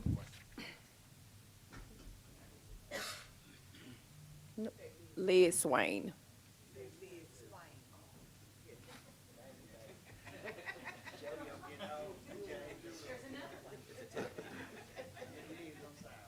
That's okay. Councilwoman, was this on the noise or this on the zoning? Yes, 110, 111. Okay, thank you.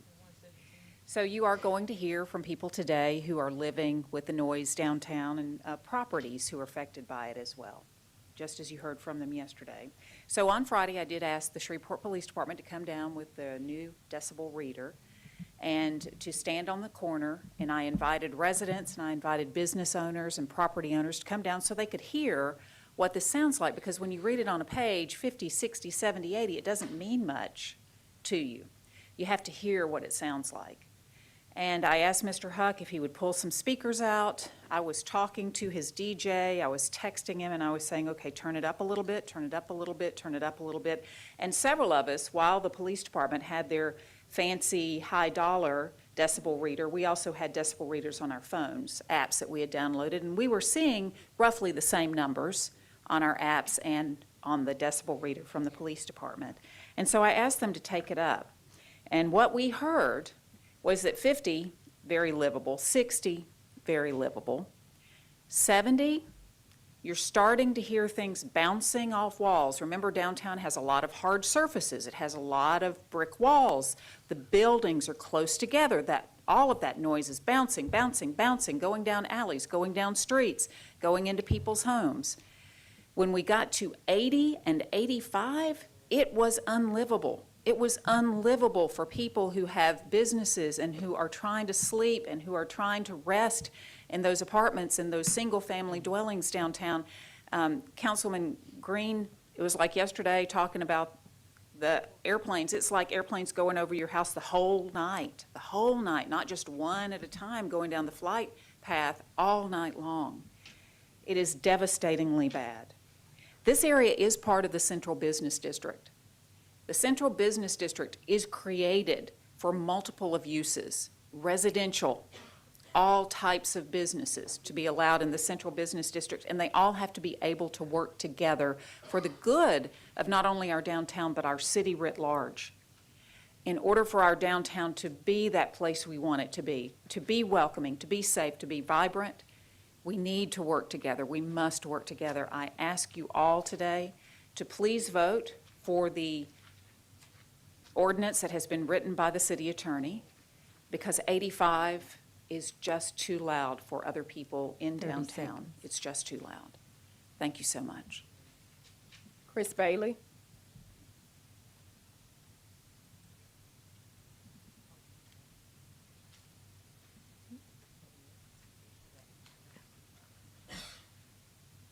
Good afternoon. First of all, I apologize, but y'all are probably going to hear the same things over and over again, but I made these notes this morning, so 85 decibels or at any time is too extreme. The music venues should stop trying to cater to these non-paying, non-patrons that are gathering and in the parking lots and streets. They should pay more attention to the people that are there in their venue. It is more damaging to the residents to raise the levels over 70 decibels than it would be for the music venues to lower these levels below the 70 decibels. We should be concerned with your paying customers that are sitting next to the speakers, not the ones that are illegally partying in the parking lots. We already know by now that sound is not linear. 80 decibels registers to the ears as 100 times that of 60 decibels. This is very loud, and anything over 70 decibels has been proven to damage your hearing. We used to have crowded sidewalks due to the many people visiting the downtown venues during the day, during the week, and during nighttime. Now the only crowds we have are the Friday and Saturday night groups. People, at least my patrons, after seeing all the news media about downtown, are afraid.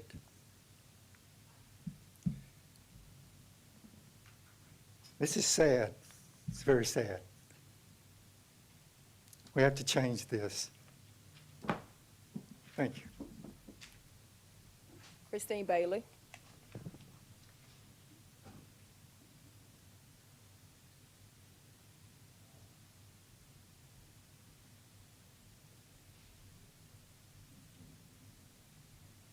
Good afternoon again.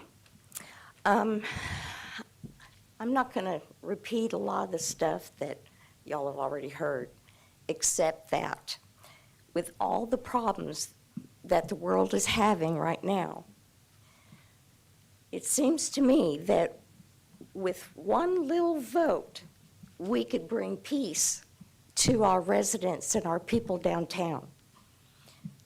Small thing to do to help the majority versus just a few. So please, help us bring some peace downtown. Thanks. Craig Lee.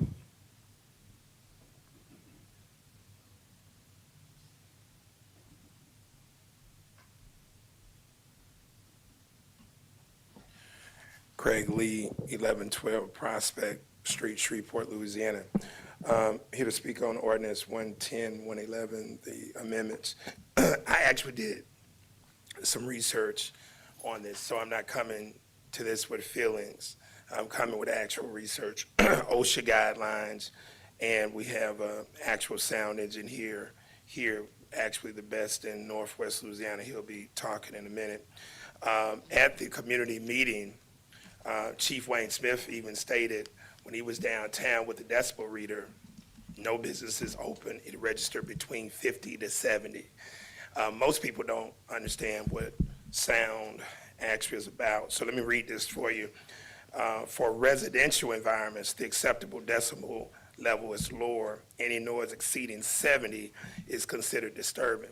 So you got residential and then you have entertainment. That's the dilemma of what's going on right now. We invested over $1 million into a 2030 master plan that called for an entertainment district. The New Orleans French Quarters, their limit is 85. So here's where you have the dilemma, because you have individuals who moved into basically an entertainment district, and so you have venues who have actually exceeded the 85, and so yeah, there needs to be an actual limit, but not in terms of 70 to 75, because if you are at 50 to 70 decibels without any music playing, now how is that reading going to actually come into play? So the two sound engineers had advised me, and Dale Lynch will basically do this a little bit better because that's what he does. He'll advise you on that. But here's an example of 85 to 100 decibels. That's a hair dryer, a blender, power lawnmower, forklift, subway train. And at 70 decibels is the sound level of a regular washing machine. So now OSHA standards call for basically saying a safe level for entertainment venues is roughly 85 on that. Anything over, depending on the exposure of time, that's what you're actually dealing with. So we're dealing with two different situations. So in crafting this, and I sent some information to Councilwoman Taylor, there has to be different sections. Residential needs to have one particular thing, entertainment needs to have another thing, and that's how we need to do it so we can make it very comprehensive. Thank you. Dale Lynch.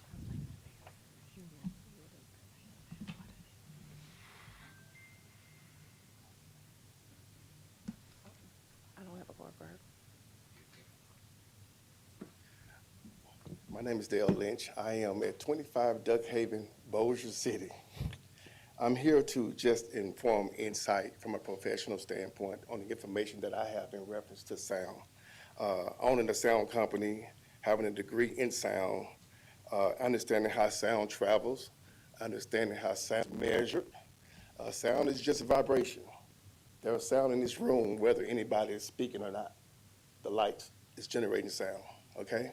So if this room is quiet, it's gonna run at about 45 to 50 decibels, okay, SPL, okay? Anyway, if the room is just quiet, if everybody was to clap right now, I'll put my decibel meter up quickly, right quick, and can everybody just clap for me?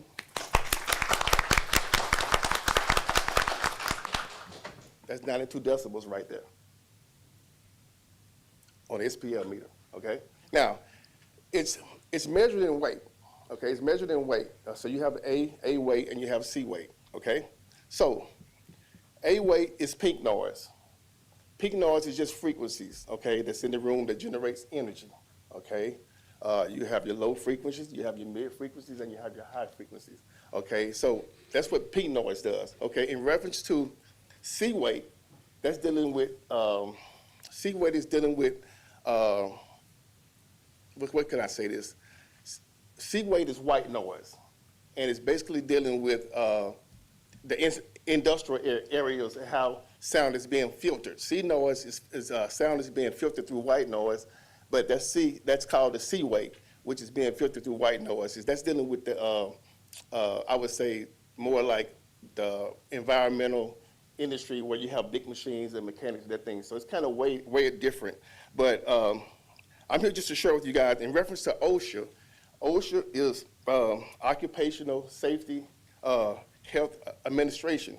OSHA says that you cannot run sound at 95 dB, decibel meter, SPL meter, which is sound pressure level. You cannot run more than 4 hours at one consecutive time at 95 dB, okay? Now, in 8 hours, it drops down to 90 decibels in 8 hours. So sound travels, sound falls. Sound travels further when it's cold. 30 seconds. Okay, sound travels further when it's cold, around 50 degrees. It travels further because the air is thinner. So when the air is weighted, like if it's hot and the air is weighted, it won't travel as far. So I'm just here to basically give y'all just some information that I have. Like I said, I live in Bossier City, but I'm here to give you information from a professional standpoint. So I hope I was helpful in any kind of way. So, Mr. Dale. Mr. Lynch. I have a question. I downloaded the Decibel Reading app on my phone. So on my way here, they had a Mustang that was on Texas Street, and it read 112. But every time they took off, is when they hit the gas, and it went up. Absolutely. So, I mean, I did this on my own, and I also listened to music, closed my door in my bedroom with the living room. It's some of this stuff is not accurate as far as like the music just being so loud, because a Mustang or a motorcycle is high, almost to 100. Well, it's like a jet flying over. You know, you ever notice when the jet flies over, the sound is behind the jet and it's like real loud? Okay, a sirens is around 1 to 20, 110 to 120 decibels. Sirens are horn from the, what am I trying to say? The, fire truck, thank you, Terry. The fire truck is gonna run between 110 and 120. So it all depends on where you are. It all depends on where the sound is, how high it is, how it travels, the temperature, the humidity has a lot to do with sound and how it travels in reference to decibel meters as well. So I was just here to share information with you guys so y'all can kind of understand a little bit more about it. But my thing would be go to OSHA. OSHA has requirements already in place. It's already in place. Just enforce OSHA. That keeps you out of lawsuits. That keeps you out of everything. Just enforce OSHA. It's already in place. It's by the government. Mr. Chair. Standing in place. Mr. Dale, if you can speak on what hasn't been talked about enough. I'm not a sound expert, so I did a lot of field experience myself going downtown. One of the biggest things I did, and I appreciate Councilman Butcher for asking the question to the speaker earlier, was the door close. Anytime I was doing a sound test, I went inside my car, turned the music down, and I closed the door. Or I went inside of a building further away, and I closed the door. And what I noticed that the sound that I was reading on my meter was anywhere from 20 to 30% decibels lower than the sound outside once I put a door or a barrier. I did that because I'm very concerned with how the sound is impacting people who are living or who are operating a business down there. So I wanted to make sure when they're in their homes, when they're in their building with the door closed, is it considered unbearable? Are you able to speak with how sound travels when there's a door or a barrier? Like you said, in here we got up to about 95. I've been recording on decibel readers as well as myself. But if I go outside that door and turn the reader on, what would be the difference? In reference to what? The sound decibel level. Well, it all depends on what it is playing, what vibration it is. Because sound is just vibration. It's a wave. Me talking is a vibration. You talking is a vibration. Those lights is a vibration. It all depends on what the source is. That makes sense? The source, sound is sound. A car horn is going to be louder than you are not talking. So you got to measure it also based on the actual instrument that it is as well. Because some things are going to be louder. Some are going to be it's going to be different based on how sound travels and the temperature that's outdoors as well. At the humidity, like I said, humidity, cold, sound travels further in cold air, and it just all depends on, on where it is. Lynch, would you go back over what OSHA said? Would you go back over what you said about OSHA? OSHA basically says that within 4 hours, 95 dB, you can only run 95 dB for 4 consecutive hours. Anything above 4 consecutive hours, then, you're in violation, because it can be a safety public health issue with ears. So when your ears started, have y'all ever been in the club and your ears be ringing when you leave? That's because it was too loud for a long period of time. So your ears began to compress themselves. Your ears began to adjust, just like if you had a illness on your body and you got sick. Well, your body is designed to fight off that illness automatically. Well, your ears is designed to compress themselves to protect themselves. Now, even in that protection is that they can protect themselves, but OSHA says within 4 hours at 95 dB, you need to drop down after that. And then for 8 hours, it's 90 dB. So what did you say about in the neighborhoods, the difference in the neighborhoods? Neighborhoods? You said something about 70 somewhere and 85 somewhere else, something you were saying I about. didn't say anything about the neighborhood. That was, yeah. I ain't saying anything, I'm sorry. Yeah, that was I didn't- Craig, I'm yeah. sorry. Yes, sir. Yeah, so doing professional sound, I never set up in a neighborhood to do sound, but I do know that OSHA is set in place, and those guidelines are set in place for us to abide by. It's almost like if you have a speed limit that says 55, and you got two persons that decide to go faster than 55, do you rewrite the whole traffic law of one person, or do you enforce the law? OSHA says what it says, and it's government, so I would suggest that you just research OSHA and just go by OSHA and just apply that and enforce it. Write the DJs some tickets if they're too loud. Some cities write tickets. Or after certain hours, midnight, make them drop the dB down at a certain time, or 11 o'clock. Hey, you can run at X amount of dB at a certain hour, and then at this hour, decrease it down. So I'm not saying what dB to be in, I'm just giving you the OSHA guidelines. My question is, the dB ever at 0? No. Never. So how, if the dB is never at 0, and I'm walking outside measuring sound with no music, and I'm at 50 decibels It's the there, noise. and I'm outside, and you say I can't go over 70. That's pretty low to me. That's low. So now, yeah, you can walk outside now, and your decibel meter probably gonna roll at 45 because you got noise, you got birds, you got just traffic, streets, just all kind of just noise that you don't even hear, but it's out there because it's a vibration. Noise is just a vibration. If you stand still now, you can hear the lights. You can hear the air conditioner. That puts out noise. It's a vibration. So you already at a disadvantage of 30, 40, 50 decibels already just being outside because you have traffic, you have just whatever is going on in the atmosphere. Absolutely. So you add 20 more decibels to it, what is that supposed to? I agree with him. I agree with this young man here. He said it doubles. It does double. Correct. Yeah, it will double. Right. So it's like I went to some festivals last weekend, and they were running 114 decibel, 97 at the minimum, 114 at the peak, no matter where you were. So how is 70 going to be accurate for a rooftop? In my case, professionally, it's not adequate for a roof sign. It's a bit low to me. To me, as a sound company, it's a bit low to me. Because when you're having music, it's all about a feeling. But you still got to abide by the OSHA laws as well. Now there are some sound curtains that could be put up that could stop sound. Now, that would help out a whole lot. You know what I'm saying? If I owned a club and I was downtown, then I would just have to put some barrels up, you know what I'm saying, some sound curtains to, you know, to protect everybody, all my neighbors, be a friendly neighbor, you know what I'm saying, and just put up some barrels, and then that keeps it all in, you know what I'm saying? That's, if I was a club owner, that's what I would do. So you're looking at sound barriers for outside? Yeah, yes, indeed, for inside and outside. Mm-hmm. Thank you, sir. Thank you.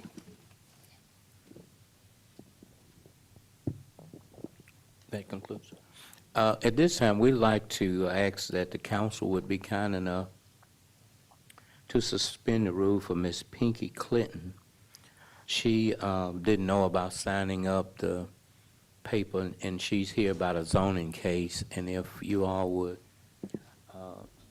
Madam Clerk, what do we need to do to suspend the rule? Hold on, Miss Clinton, just hold 1 minute.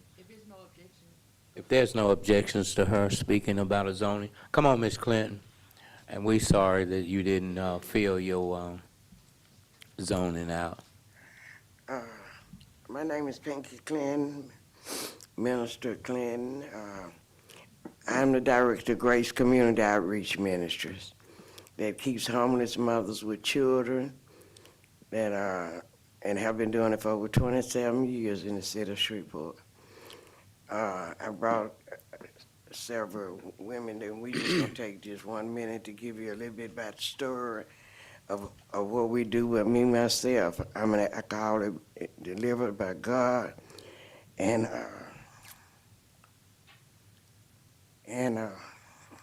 excuse me for a minute, and walked the back streets of town, and God delivered me. I'm Pastor Dennis Everett is my pastor, and they help support us. And it just showed me that God still do what he do. And I just thank him because I've got to have a vote on this thing for my funding to go through. We're right now in the process over on Lakeshore Drive trying to set up. We were out on Mansfield Road for many years till Dr. Gary Booker died. And this is Ms. Linda Pierce. Hi, I'm Linda Pierce. I'm a success story from Grace House Community. 3 years ago, I came to the Grace House, and I was broke down, broke up, abused physically, mentally, homeless, jobless, carless, everything. And I stayed for a little over a year at the Grace House, and I learned skills, and I learned tools that I could use in the community to help me be a better person and to be a successful person. Now, after 2 years, I have a house, I have a vehicle, I'm teaching again, I was a teacher. I am in the community working and I owe it all to Miss Pinky at the Grace House, and we just really need this funding so we can get our shelter going. Thank you. Thank you. Thank you very much, Ms. But anyway, my story, I have done it all. Yes, ma'am. I've done it all. Chairman Green, you remember me from? Yes, ma'am. From school. Yes, ma'am. Yeah. I didn't say. Chair. All right, Ms. Pinky. Yeah. Ms. Pinky, Councilwoman Bowman has a question. Yes, ma'am. Thank you for coming. I have a real quick question. When the notices went out, they went out to the owners and not the residents that live there. I did do my research, and you have a great program. I'll be glad to have you on Lakeshore. Will it hold your funding up if we postpone for 2 weeks? Big pardon? Would it hold your funding up if we postpone for 2 weeks? Yes, ma'am, it would. It would? Okay. I did do the background information. Just some residents that live there didn't get the information. It went to the owners of the homes they rent.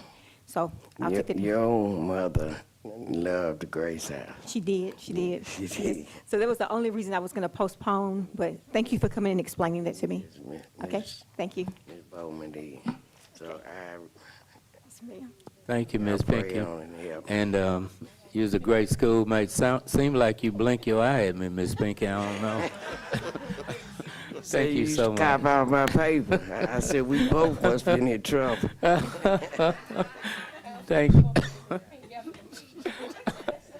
Thank you, Ms. Pinky. She's gonna meet you at Morrison's. She's gonna meet you at Morrison's. Okay. Today, we will have the following executive appointments to consider. We're going to ask that the clerk would read them into the record. Metropolitan Shreveport Zoning Board of Appeals, Ms. Melissa Anderson. Are you doing it one by one, or? Ma'am. Y'all doing it one by one? Yes, ma'am. So moved. Moved by Councilman Butcher.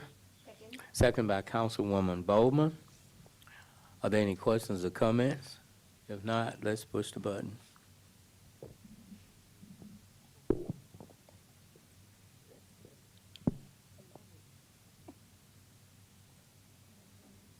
Motion passes with 7. Next, we have Deputy Director of Department of Information Technology, Ms. Ronya Henderson. Moved by Councilwoman Bowman, second by Councilman Teleferro. Are there any questions or comments? Yes. I believe she can.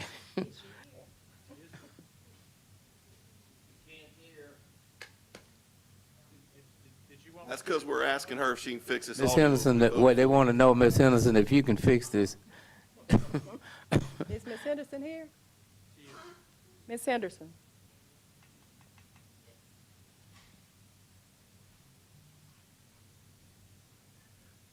So are you going to be able to fix this system? I'm going to do my best. All right. Okay. right. Thank you. Think you could fix it before the 30th?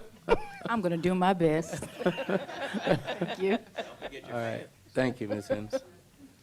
Motion passes with 7. Thank you. We have the Shreveport Implementation and Redevelopment Authority, but before we take that up, it was a withdrawal letter submitted from the mayor's office to withdraw Mr. Jim Marsh. Okay. Is there a motion? Moved by Councilwoman Bowman, second by Councilman Butcher, that this be withdrawn. Are there any questions or comments? If not, sincere condolences. If nothing else, push the button.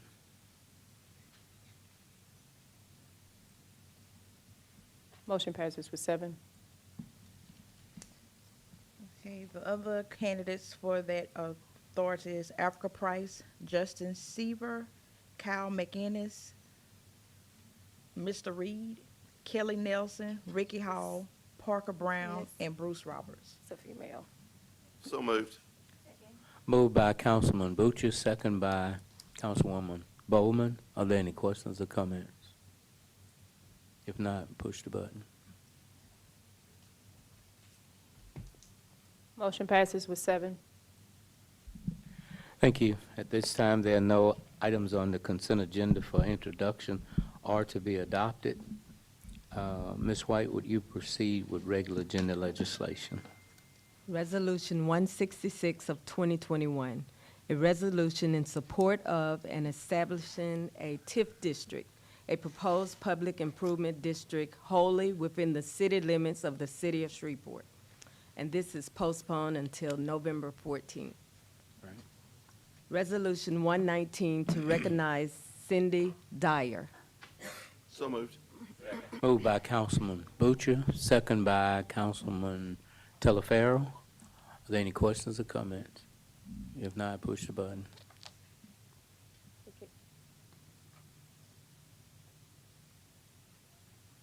Motion passes with 7. Resolution 121 honoring domestic violence advocate Patrina Jenkins. So moved. Moved by Councilwoman Taylor, second by Councilman Butcher. Are there any questions or comments? If not, push the button.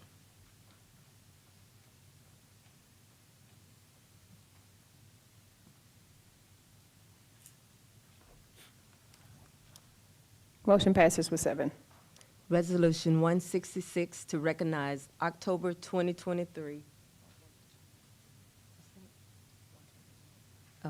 Resolution 122 to recognize October 23rd as Breast Cancer Awareness Month and Men Wear Pink of Northwest Louisiana in their fight against breast cancer. So moved. Moved by Councilwoman Taylor, second by Councilman Butcher. Are there any questions or comments? If not, push the button.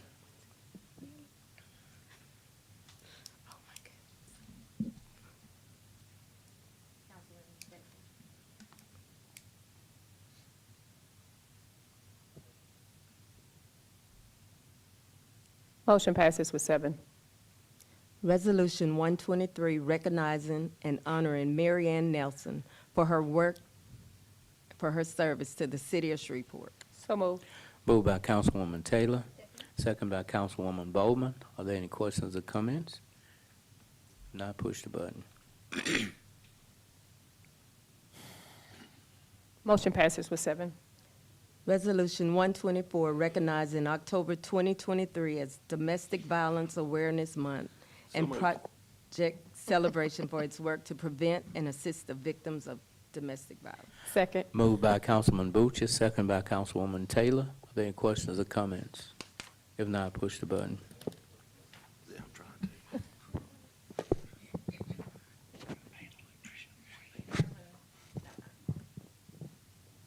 Motion passes with 7.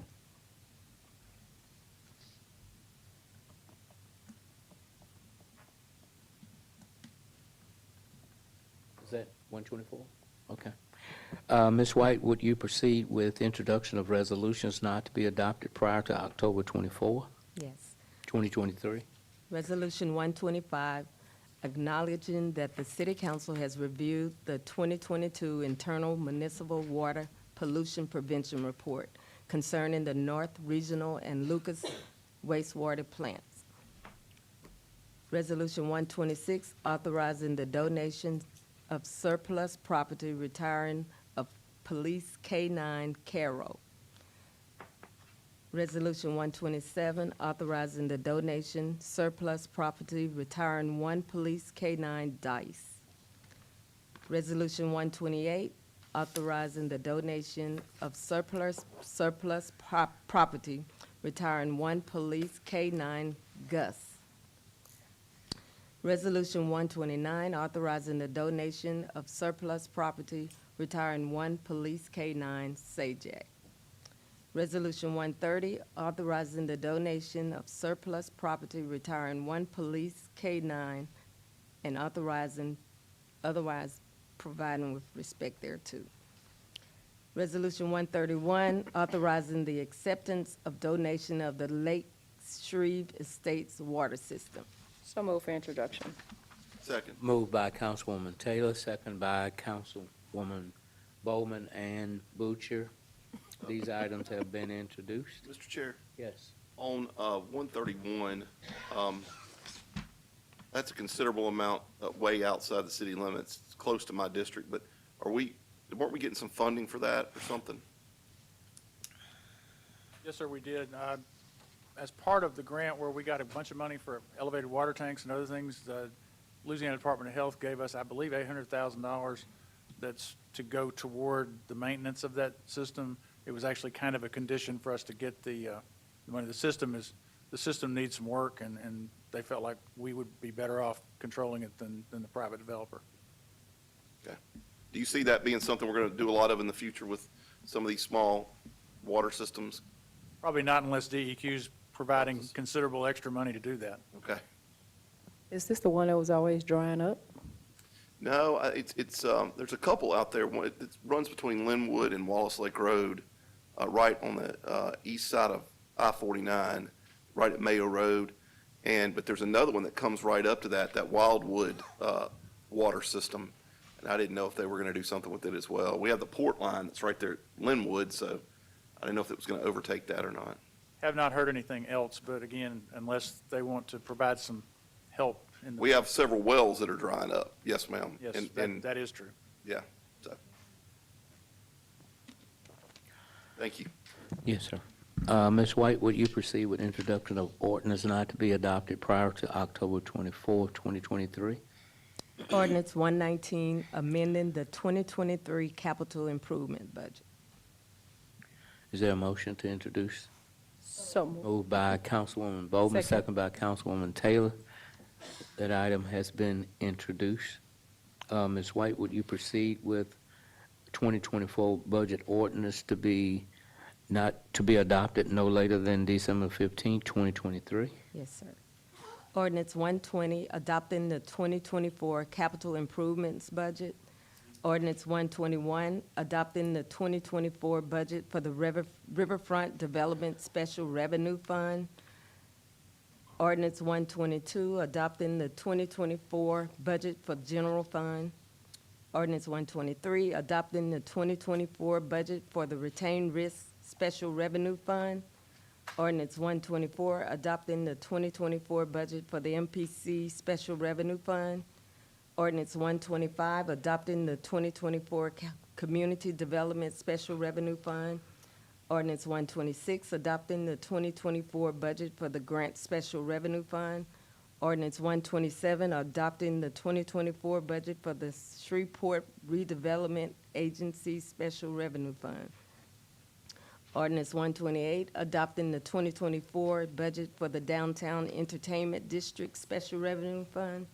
Ordinance 129, adopting the 2024 budget for the Gulf Enterprise Fund. Ordinance 130, adopting the 2024 budget for the Airports Enterprise Fund. Ordinance 131, adopting the 2024 budget for the Water and Sewer Enterprise Fund. Ordinance 132, adopting the 2024 budget for the contractual services provided to Sportran by Metro Management Association, Inc. Ordinance 133, adopting the 2024 budget for the Downtown Parking Enterprise Fund. Ordinance 134, adopting the 2024 budget for the Convention Center Enterprise Fund. Ordinance 135, adopting the 2024 budget for the Convention Center Hotel Enterprise Fund. Ordinance 136, adopting the 2024 budget for the Debt Service Fund. Ordinance 137, adopting the 2024 budget for the Solid Waste Enterprise Fund. Ordinance 138, adopting the 2024 budget for the Street Special Revenue Fund. Ordinance 139, adopting the 2024 budget for the Diversion Program Special Revenue Fund. Ordinance 140, adopting the 2024 budget for the Public Safety Special Revenue Fund. Is there a motion to introduce these items, or are there any questions? So moved on introduction. Moved by Councilwoman Taylor, second by Councilwoman Bowman. Are there any questions or comments? If not, these items have been introduced. Ms. White, would you proceed with ordinance on second reading and final passage? Need a motion to table until December 12th.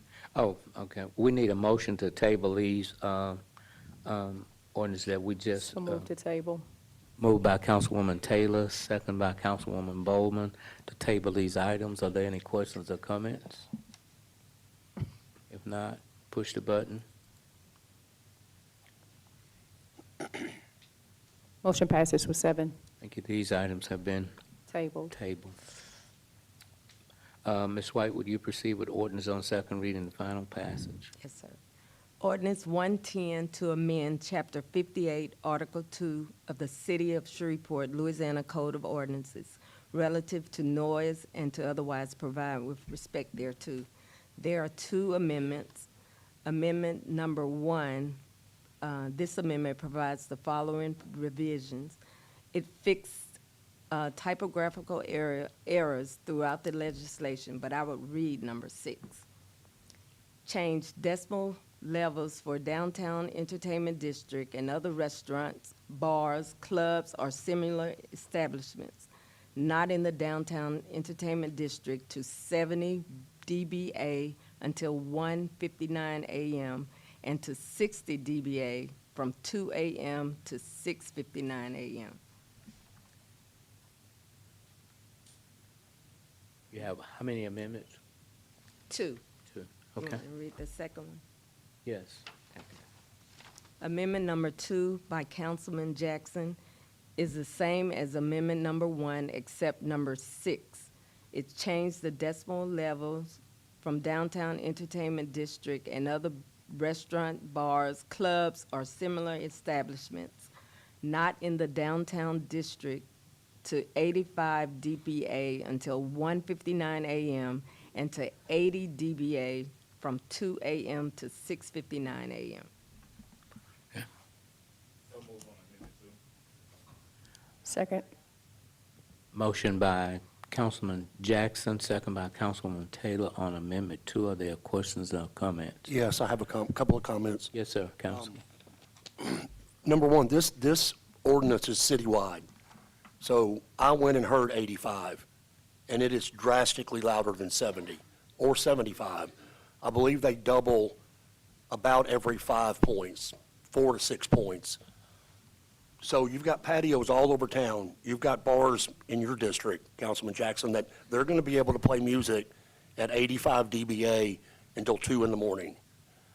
And I'm not sure that your residents are going to like that. I tested my patio today.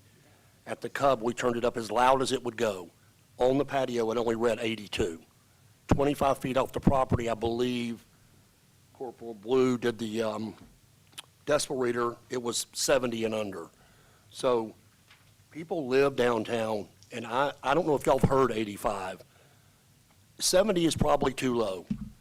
85 is too loud, and it's too late. And I want to say a couple of other things. I am not, never have been, and am not a business associate of Tim Huck. Okay, this is not about Hayes versus Sandbar. This is bigger than that. This is all of downtown and all of the city. So we're all going to have to live with this 85 if this passes. And I just simply think it's too loud, and I can't vote for that number. Mr. Chair? Yes, sir. You know, I'm not a sound expert. I have gone downtown and listened. I am, though, in real estate, and I can only imagine what some of the residents are having to listen to on a nightly basis. I actually think that 85 is too high as well, and I would not be opposed to cutting 70 off at midnight, to be honest with you. And it's nothing against businesses downtown. It's just, this is in our central business district, just like what Liz Swain said, and there's other businesses in that district as well. And to me, if another bar owner, and I hate for us to keep using Tim Huck's name, but if Tim had the same thing going on, I would be saying the same thing about his business, because I'm looking at this more holistic. Neighborhoods could have this next door to them. Superior on Line Avenue has an open patio. They could be blasting this throughout neighborhoods. I think that 70 it's too loud for me. In fact, I was not going to vote for the amendments, either one of the amendments, because I think it's too loud. I would prefer it to be even lower than that. But I am definitely not voting for 85. And I'm not a sound person, like I said, but I have heard from the residents and the businesses downtown. I have seen what's going on and how loud it is. I have driven down there on more than one occasion. I don't understand if we've all got these, and this may be a question for the chief, if we can all get these apps on our phone, why did we spend so much money on these other decibel readers? Are they better? Y'all Or, hold the noise in the chamber. I mean, I don't understand it. Y'all hold the noise in the chamber. You know, so anyway, having said all that, I'm not really going to debate the issue. I think the votes are here for it to pass at 85, but I wanted to go on record with what my thoughts are, and I don't agree with 85. Thank you. The reason I recommend 85, like I said, I was one of the few council people that actually took the initiative to conduct several different field experiments downtown. And what has not been talked about enough is when we go inside of a building or your car, it reads significantly lower. My goal was to determine what parties would be impacted. So when we start focusing on businesses that are open at 12 o'clock, 1 o'clock in the morning, those businesses are usually other bars and nightclubs who, to my understanding, all have music. So when they're inside enjoying their patrons, they're not impacted by the noise, any noise that's outside. The second group of people are those who are living down there. So I wanted to make sure that when I walked inside their apartment with the doors closed, that the music level was at a level in which they could substantiate and have a good night's sleep. Based on my experience, I concluded that that is fair. The last thing what makes this situation difficult, as Craig Lee mentioned out, this is an entertainment district.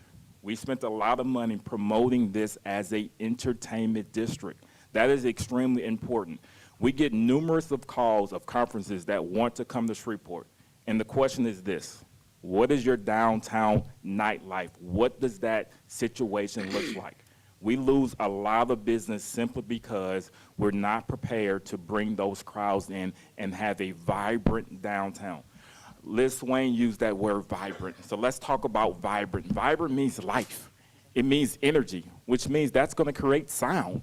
We keep using this word as noise. Noise has a negative connotation.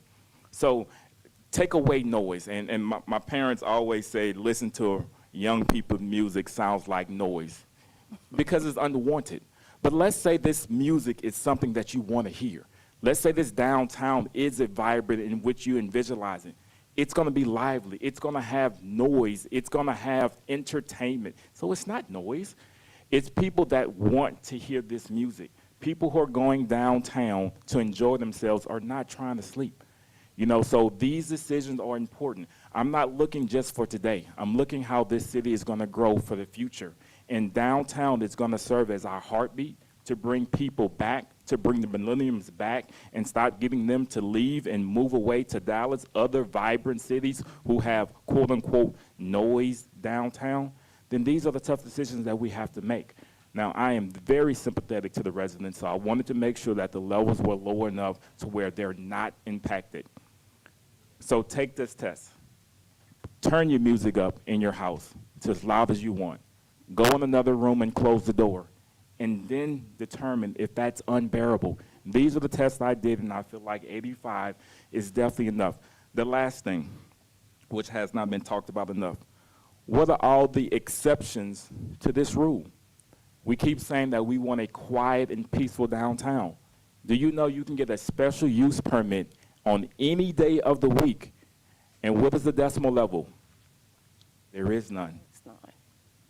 Not 70, not 60, not 85. You can go as high as you want. There is no level. So for those who want a quiet downtown, that's not going to happen. We can simply apply for a special use permit and then turn the music up as loud as we want, not only downtown, also in residential areas as well. Thank you. Mr. Chairman, Yes, sir. Councilman Jackson is correct about the special event permit, but you can only get 12 of them per year, per location, and the music has to stop at 11:59. So we're not talking about 2 or 3 or 4 in the morning.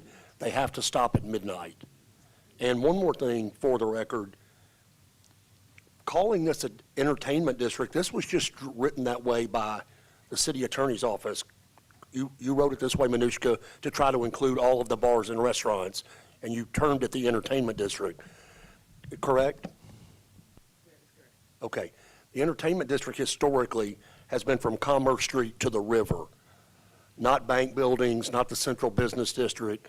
Now, there are clubs there now, and of course, they deserve their right to play music and conduct business, but this is not apples and oranges comparing special event permits to what we're about to vote on, which is 7 days a week, this music can be played at this volume until 3 in the morning. Or is it 2 in the morning? No, clubs Your are open amendment. to 6 a.m. No, the 85 decibels is your amendment till 2 a.m. or 3 a.m.? 2 a.m. 2 a.m. And then 80 decibels till 6 a.m.? Correct.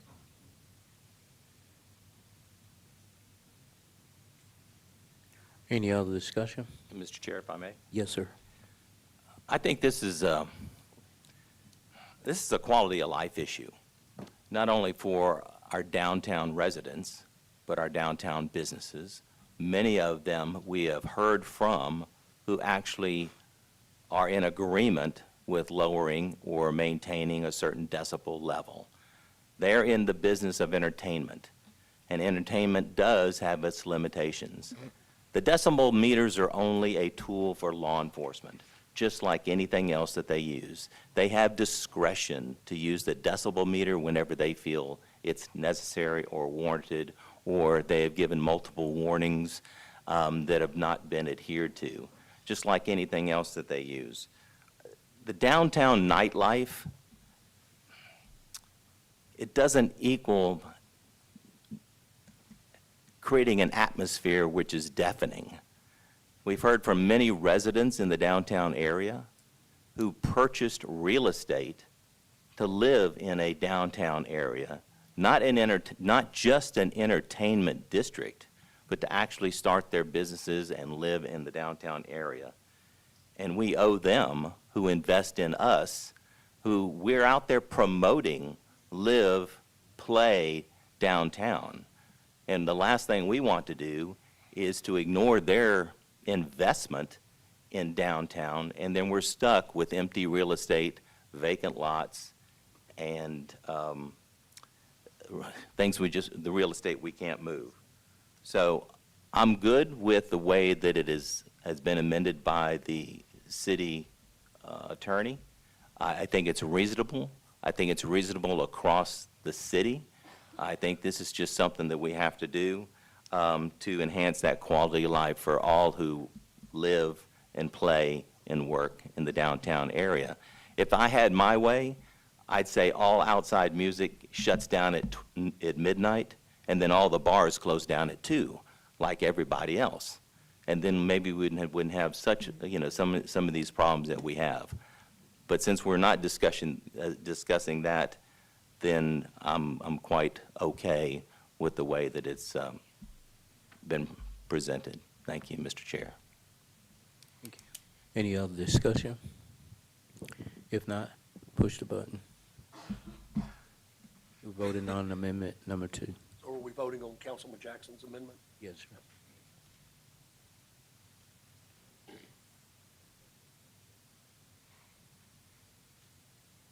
Motion passes with 4, 3 against. Is there a motion on the ordinance as amended? So move on the ordinance as amended. Second. It's been moved by Councilman Taylor, second by Councilman Jackson on the ordinance as amended. Are there any questions or comments? If not, push the button.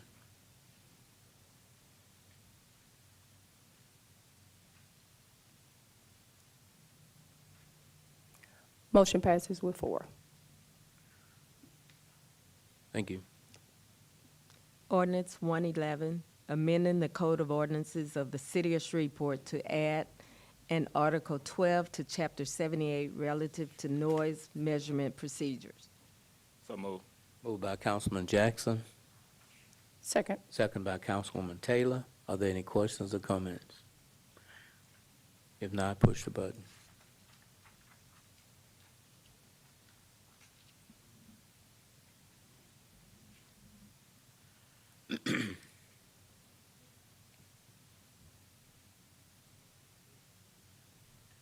Motion passes with 6.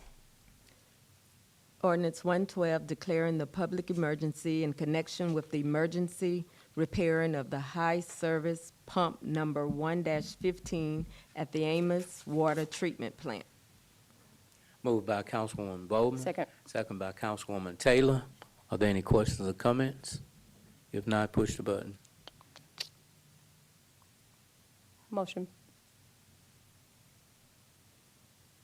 Motion passes with 7.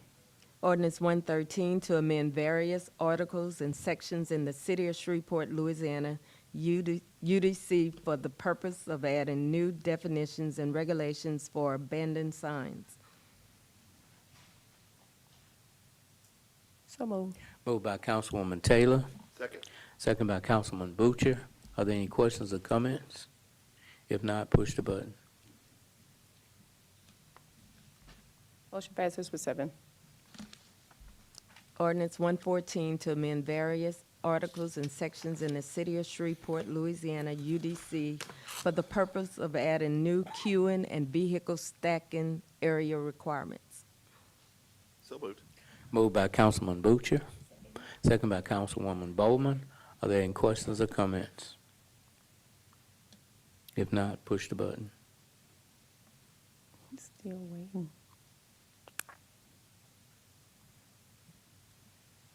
Motion passes with 7. Ordinance 115 to amend various articles and sections in the City of Shreveport, Louisiana, UDC, for the purpose of clarifying and updating various code provisions. So moved. Moved by Councilwoman Taylor, second by Councilwoman Bowman. Are there any questions or comments? If not, push the button.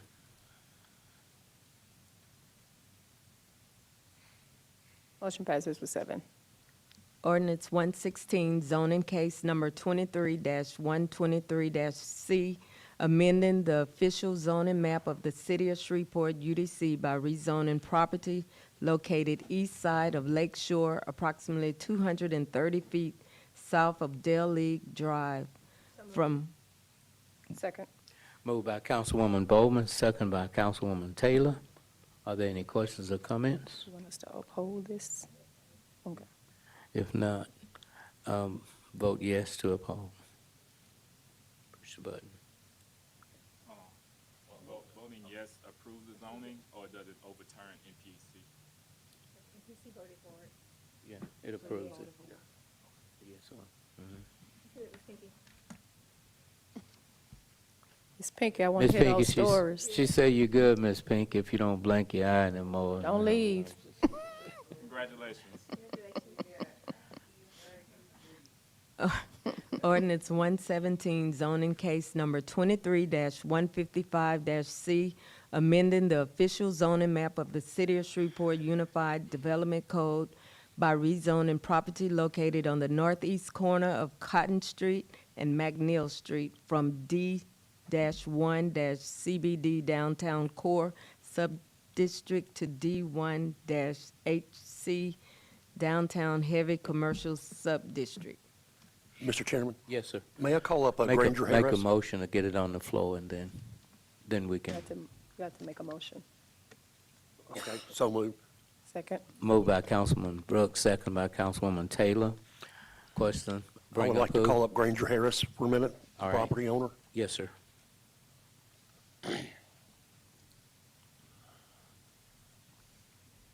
Hello, Mr. Harris. We spoke on the phone for a while last week. Your building is 22,000 square feet approximately, Approximately. and you have pledged to make 5,000 of that towards the McNeil end and do office or some type of retail. It's 3,470 square feet that we have. I know that the overhead isn't working, but I have packages if you'd like the layout. So the 3,500 square feet, give or take, that was the old office space? That's correct. Of the PPG? That's correct. The storefront glass where it's right there on Cotton and McNeil Street. And that portion will not be for storage? That's correct. Okay, I think with that, if you committing to that, I don't think the DDA or myself have any problems, so I'm going to move that we approve this. All right. Are there any other questions or comments? Thank you, sir. Thank you. At this time, It's been moved in second. it's been moved in second. Let your vote be yea according to Mr. Brooks.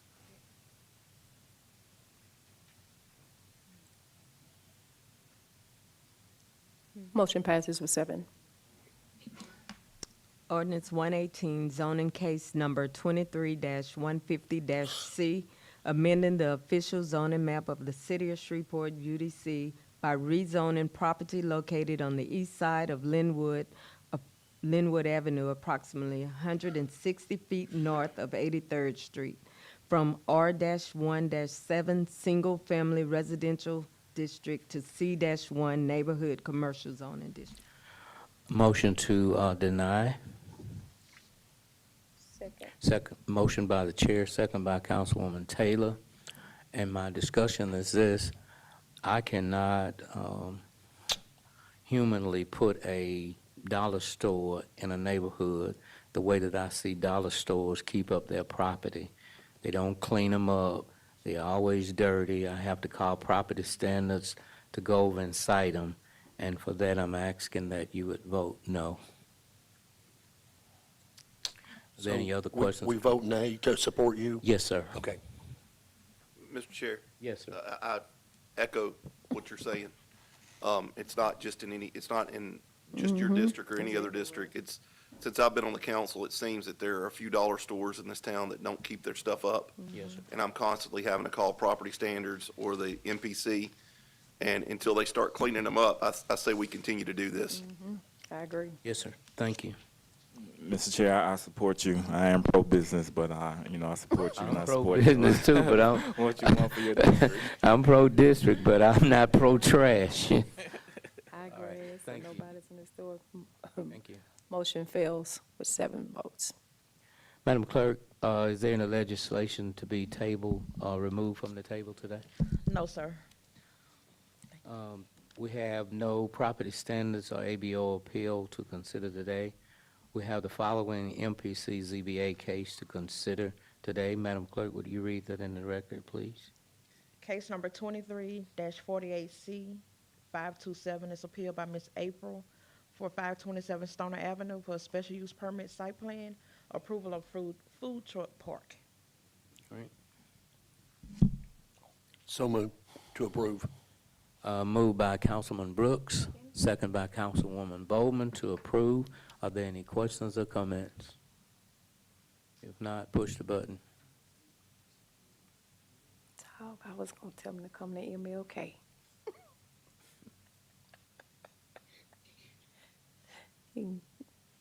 Motion passes with 7. Thank you. Are there any other appeals, Madam Clerk? No, sir. Are there any reports from officers, boards, or committees? Madam Clerk, is there a clerk's report?